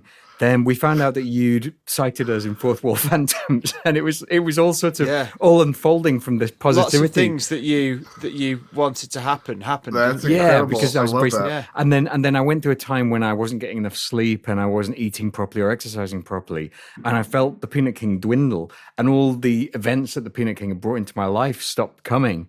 So now I'm building myself back up to accepting the Peanut King back into my life. You need to. The thing is with the Peanut King, he needs to be like what's the word for it? Like stoking a fire. Like you need to feed him. Yeah, you need to feed the Peanut King, and you can't just leave him.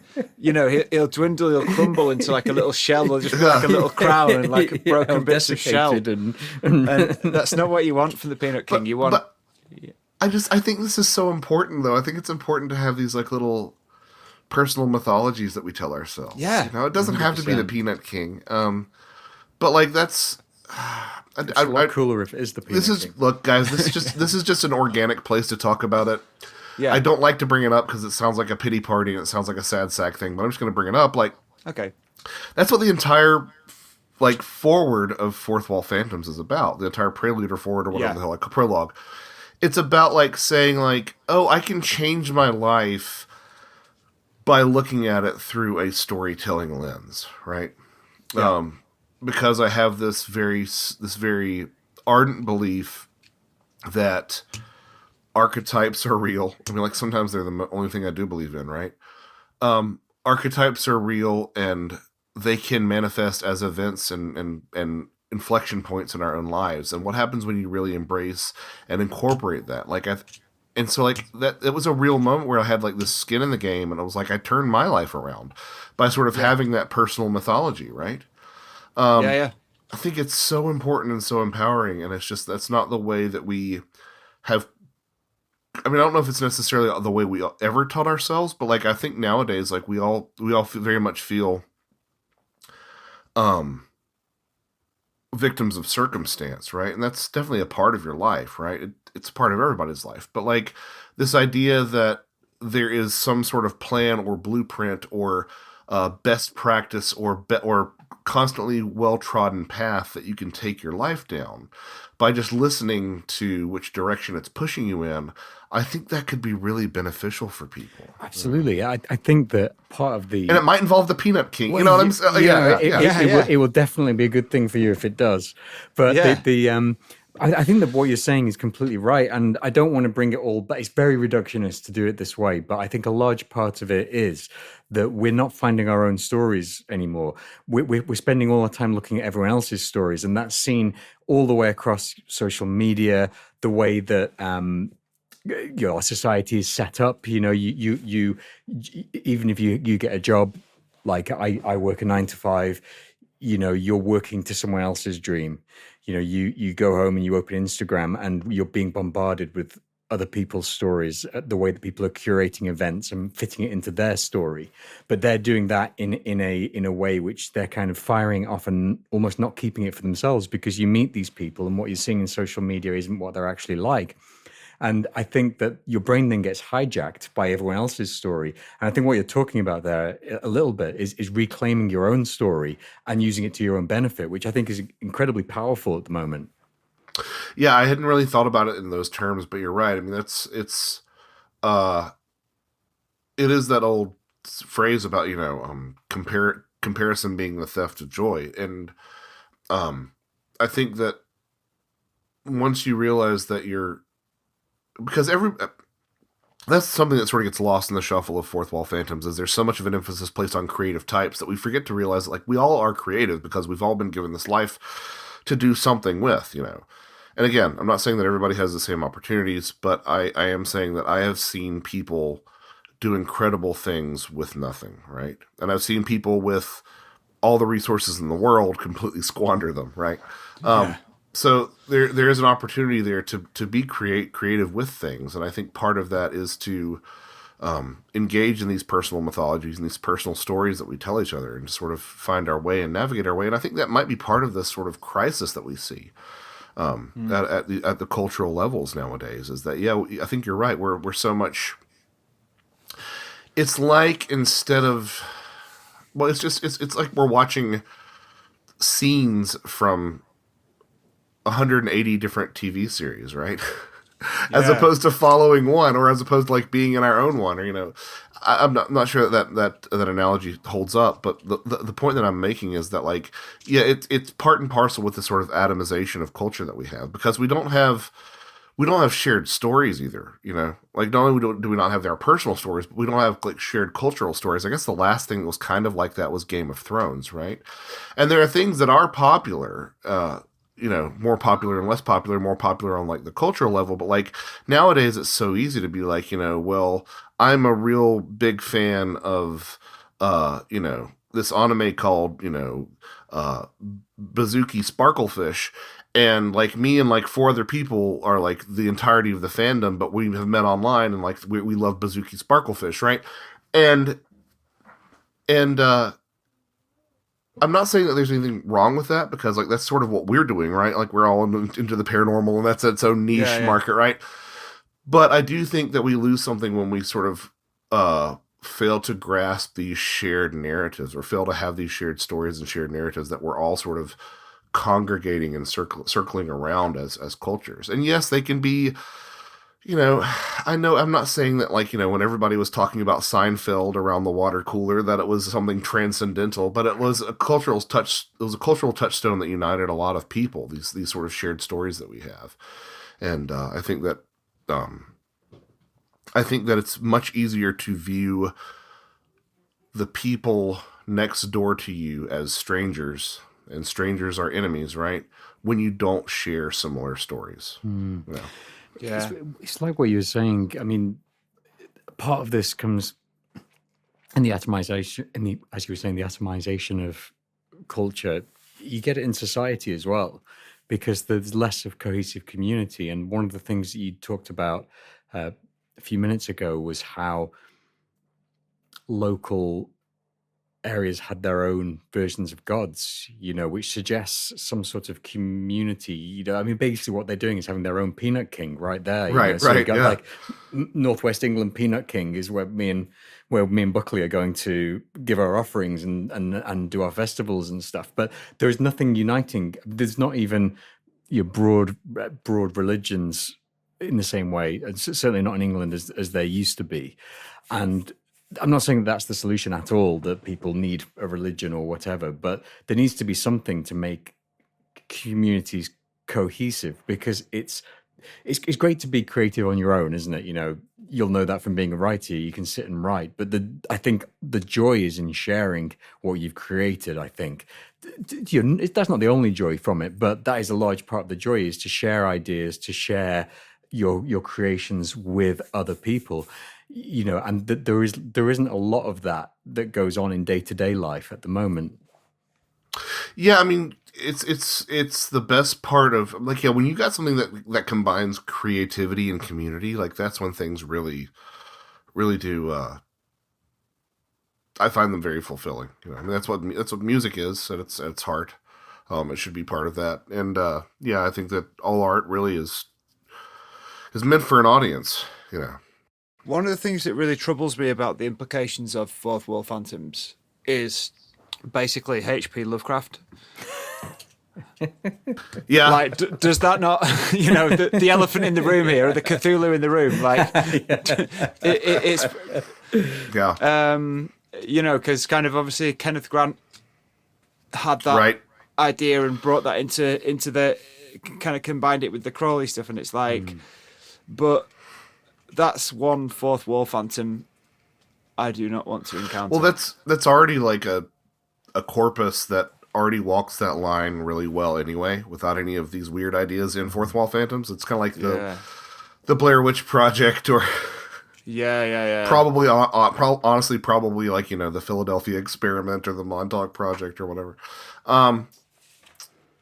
Probably Roswell falls into that category too, but it's one of those things where the implications of it feel like they could sort of get beyond even our control as fictions, right? Yeah, that's what I Yeah. mean. Like, especially with Lovecraft, because the entities are so big, and Right. just so like mind-blowingly like messed up. That would be a very Lovecraftian thing to do, though, right? Is to slip into reality through these rules, these mechanisms, and then decide to do away with those mechanisms and sort of, put itself permanently in place. And like, no, this wasn't Man. we're not bleeding into this reality. We are in this reality. Well, yeah, and it goes back again to like, when people do ruin their lives with the occult, and look, I'm not saying everybody does. I've got some dear friends that literally just texted me today who are occultists. Like, I'm not saying that, but like, you've also seen people who have ruined their lives with the occult, right? Is that just simple obsession, or are they kind of opening themselves up to these, let's dare it be said, imaginal sort of forces that are sort of end up being so being so eager to find a host, for lack of a better term, to give them life, that they sort of end up pulling someone down. They're stories that have people. They're ideas that have people rather than.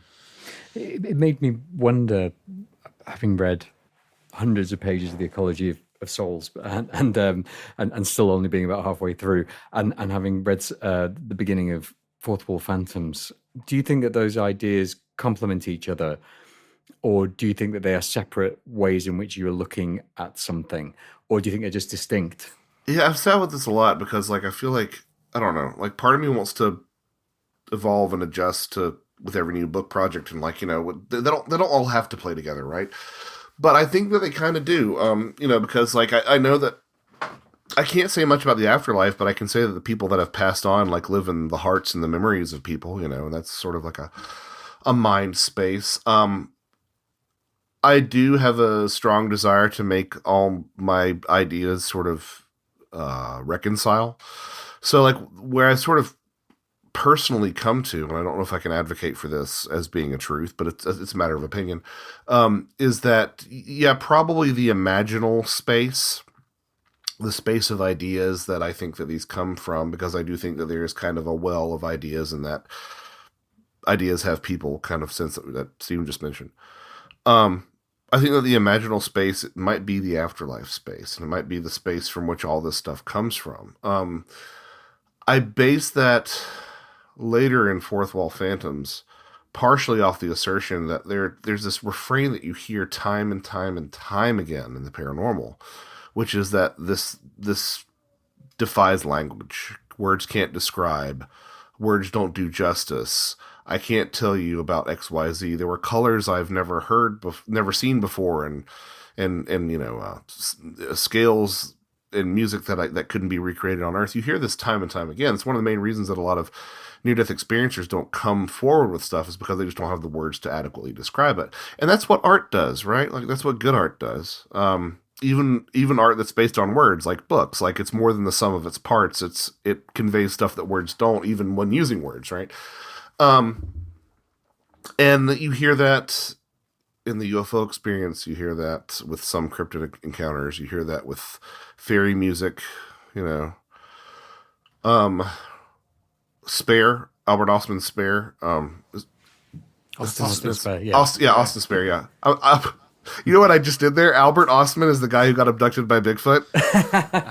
And so Ostman's Spare, yeah, sorry. Ostman's Spare, so that, he was trying to paint pictures of this other space that these things inhabited, and so that the pictures didn't, even quite capture what he was trying to get at. So, like, it seems to me that sort of space beyond language is that sort of afterlife space. I mean, you look at the number of people who, like, sort of have near-death experiences and come out of comas, and they're speaking a new language. That's a thing that happens relatively often.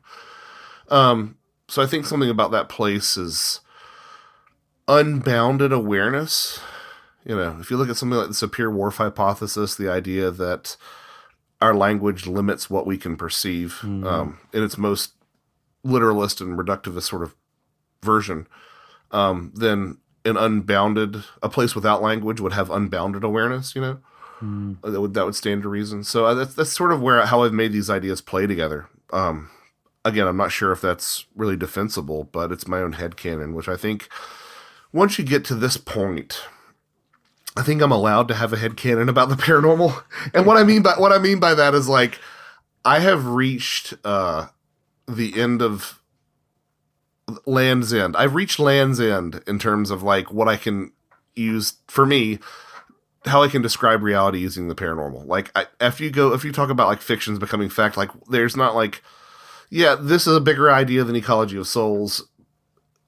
I can't expand this anymore without getting into like really deep philosophy, which has never really been why I got involved in this. So I personally have to step back from all this. It's not a fifth wall.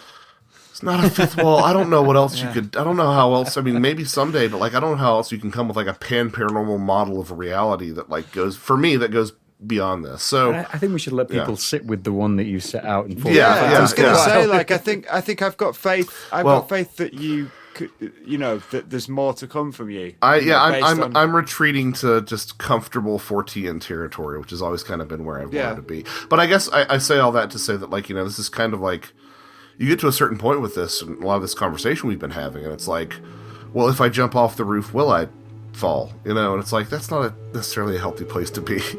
Yeah.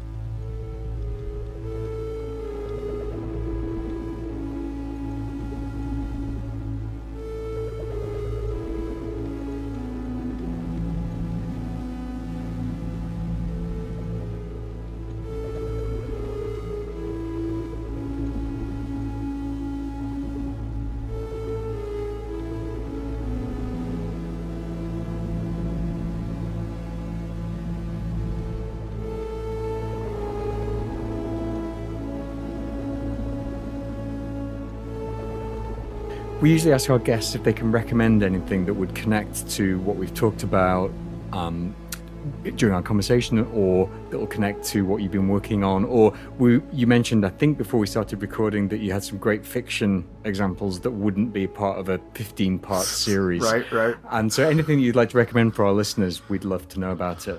I think this might be a little bit of a stale recommendation for people who have followed me for a while, but I think more people need to read this book. The book is called King of Morning, Queen of Day, and it's written by Ian MacDonald. I like him. He wrote the Luna books. Yeah, it is a standalone. It's 3 generations of Irish women and their interactions with the fairies, and I think that it really does sort of tap into a lot of what we've been talking about with Fourth Wall Phantoms, especially that, like, the third of those stories, the third and final one of those stories, really does sort of blend. It's like a fairy cyberpunk story. It's really strange, but like there are indications throughout the whole thing that, like, fictions are blending with the phenomenon, and it's really an amazing work in that regard. And it is, as we said, standalone, which is so lovely. I met Ian MacDonald 2019. No way. And I got him to sign my books because he wrote a series called Luna, which is a bit like Game of Thrones but set on the moon. And I absolutely loved it. And so I went to Worldcon in Dublin, and I took all my books and queued up for hours and just got him to sign them like a geek. So maybe this is your recommendation to me, because if Luna is a self-contained series that isn't going to keep going. Yeah, just 3 parts. Oh, thank God. Yeah. I might have to do this. I'm going to have to look into this. The first 2 are incredible. The third one, I think he was forced to do it because he kept on talking as if it was going to be 2. And the first 2 are phenomenal. And the third one kind of wraps everything up. So it's kind of like a finishing part. It's good, but the first 2, particularly the middle one, is just incredible. Okay. All right. Yeah. I'll have to look into it. So yeah, there's that one. There's another one that I don't think I've ever recommended, but I will recommend on this podcast. It doesn't really talk about anything that we've talked about here, but it's a good standalone book, which is Michael Carita's The Ridge, which somehow manages to tie in like alien big cats and like the devil and ghosts, and it's just a nice little standalone horror film that sort of hints at someone who knows a little bit more about Forteana than you would think. So it's Michael Carita's The Ridge, Koryta, The Ridge. That's a film, did you say? No, it's a novel. I know. Amazing. Although I think it would be a very interesting film, but yeah. Have you seen Rabbit Trap yet? I have not seen Rabbit Trap yet. You're the 18th person to ask me, and I'm going to. I just it's amazing. It's really, I know. really I really desperately want to. So it's on my list. Watch it with either good speakers or headphones on, because the sound is absolutely phenomenal. Okay. Yeah. Okay. I'll make sure. Sorry, carry on. I've hijacked your. No, that's absolutely fine. I'm trying to think if there's another book. I will say this too. If it's since we didn't talk, Peter, too much about Ecology of Souls, but I will say that, like, my favorite bit of UFO media maybe ever produced. Well, Arrival's good, right? I love that. But Yeah. this is so left field. The second season of Fargo, TV Yes. series. Yeah. It's great. It's so well done because it's just constantly in the background. And then I rewatched the finale, which is sort of the big moment with the big UFO moment, and it's kind of a very Ecology of Souls kind of moment when the UFO appears. So, yeah. So anyway, I just always want to plug that whenever I get a chance to, because I love it when media presents the phenomenon, the paranormal, as just a part of life, like a Red Dead Redemption 2. It's great. Yeah. Have you seen Reservation Dogs? Because yes, Reservation. Yeah. That does it really well. Yeah, because it just ties, like, all of the characters just almost take the paranormal aspects as just being part of life. Yeah, and that's another very there's a UFO in there that's a very sort of Ecology of Souls kind of UFO moment. And the Bigfoot as well, wandering through the forest, and the deer lady, and the little people, and the ball of light that you see on the roof. It's a beautiful show. Oh, it's great. Yeah, it's absolutely great. Yeah, so and that's the encouraging thing. We're complaining about sort of the atomization of media, but like some of this stuff wouldn't have existed in the old media landscape. So at least for all that, we do get stuff like Reservation Dogs. Yeah, perfect. And so, what's next for you? Are you doing anything next? Or are you resting, or are you writing? Or... Oh, I'm never resting. Apparently, I'm going to be the beginning of December. I'm going to be at Esalen with Dr. Jeff Kripal and Kevin Can. Which is a real bucket list item for me. Yeah. I have a couple of things that I'm really excited about for next year, but I'm in this position where I don't want to be the first person. I don't want to announce them before the organizer announces them. That, and I kind of don't want to jinx myself. Because the astrology for 2026 is supposed to be horrible. So we'll see if I actually go to any of these things, right? But I've got some exciting stuff for 2026. And I'm working on like 4 book projects, so we'll see what happens. We'll see Where can people go online to find updates on what you're doing and find these announcements as they come and that kind of thing? Are you on social media, or are you a website? Or JoshuaCutchin.com, JoshuaCutchin.com. I do have an author page on Facebook. I'm not really that active on Facebook. I'm more active on Instagram. You just search for my name, you'll find me. It's weird ways, but there's some 3s in there. That's my handle. But I post a little bit more over there. Brilliant. And where can people get your books? Any of Amazon primarily, but also you can write me directly. And I offer in the continental United States, I I sell, sign, and ship books anywhere in the U.S. I used to do it overseas too, but the post has gotten so unreliable that I just had to sort of call it into that. Although I have in the past started sending stickers or book plates for people, like, with my signature, an inscription to them, signature as a sticker to put in their books if they're overseas. So I do that, just to... Amazing. Yeah. Nice. So that's where you can find Joshua. If you want to find more Vayse, you can find us on Instagram. We're on Twitter a little bit, and that's at Vayse, then Vayse spelled backwards. So that's at VAYSEESYAV. We're also on Blue Sky. Just look for Vayse. I can never remember our handle on that because they're so long and weird on that.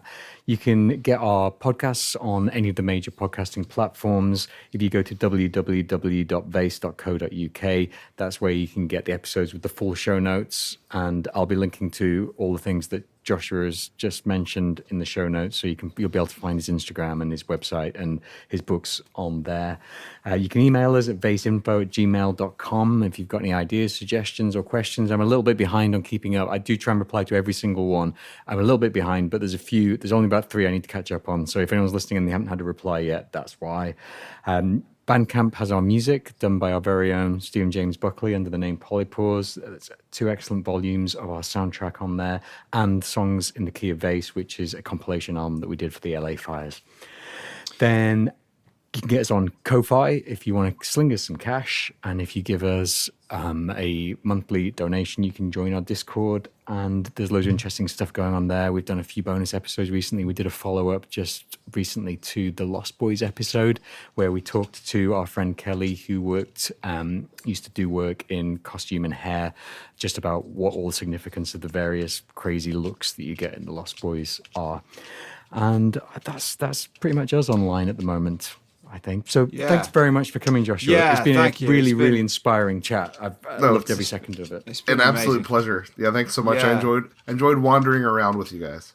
Yeah. It was very wandering and windy today. There's two things that I want to address before we go. Firstly, there's just something I needed to say, which there was no way for me to elegantly say it, so I'm just going to shoehorn it in at the end. My favourite film of all time is Labyrinth, and that's got like a really good example of like the fourth wall kind of thing, because at the start of the film, all of the various things that Sarah encounters in the labyrinth are all in her bedroom. Yeah. You know, they're either there in the form of a book or a little model and then she goes on to see all these things. And I just needed to say that. Well, really. but that sort of underscores too, like, there's an argument to be made that like, oh, she's dreaming all this, but dreams are still sort of a metaleptic sort of transgression of hierarchies too, right? There's stuff that's bleeding from one realm into the other. Yeah. So and Labyrinth is so good. I mean, you've got the Froud designs, and like, I do love that soundtrack, and there's an argument to be made that there's a more sophisticated reading of fairy behavior going on underneath the hood than you would at first glance appreciate. Yeah. There's got the changeling bit, hasn't there? When she goes to find her brother, and there's a goblin. And it's got, and I personally think that like I've been working on it for a long time, and to be honest, it's not really work. It's more just in the back of my mind. This idea that everything we talk about on VYS eventually comes back to Labyrinth, and it's got like key things involved, like Bowie, who has all sorts of things going on. Twin Peaks, the occult. Then you've got the Muppets, very very powerful work of archetypes, magic as well. Like the Muppets are kind of visual magic. I'm just gonna throw this out there. So you have the changeling bit, you have some time dilation, you have kind of a food taboo thing going on. You've got all these little things.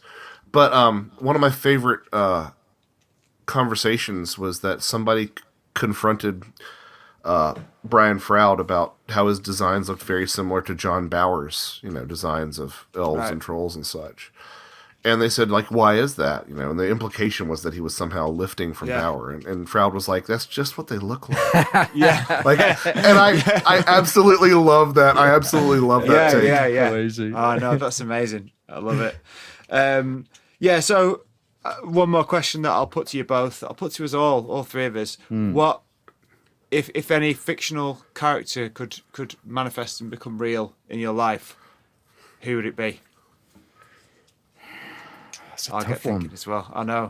Yeah. Let's try and keep it clean, boys. I mean, God damn it. I have such a soft spot for Hellboy. I have such a soft spot for Hellboy. I wonder about Slimer. I'd quite like to have Slimer as film a pet. Slimer or cartoon Slimer? It'd probably be cartoon Slimer, because he's more domesticated, more housebroken than film Slimer, who's a bit unpredictable. Yeah, I really don't know actually. I've come to the table with this question, but I've not actually thought of anything. There's loads though. I'd love to be friends with Death from Bill and Ted's Bogus Journey, because he's always got something really interesting to say or do. I think Kermit the Frog. He'd be great to have around. Oh, he would be such a positive influence in your life. He knows the Peanut King for sure. I mean, the Peanut King, obviously. We could have him. But the Peanut King's not fictional. No, he's real. Yeah. That's. I love that. I love the idea of Kermit just like being a cheerleader for me. It's so nice. Yeah. He's a very wholesome, like a Bob Ross type figure. Yeah. You're just doing your best. He's got another talent. I need to go back and re-record that intro. As he does a great impression of Kermit as well. Yeah. Perfect. Right. Amazing. I think we're done. Yeah.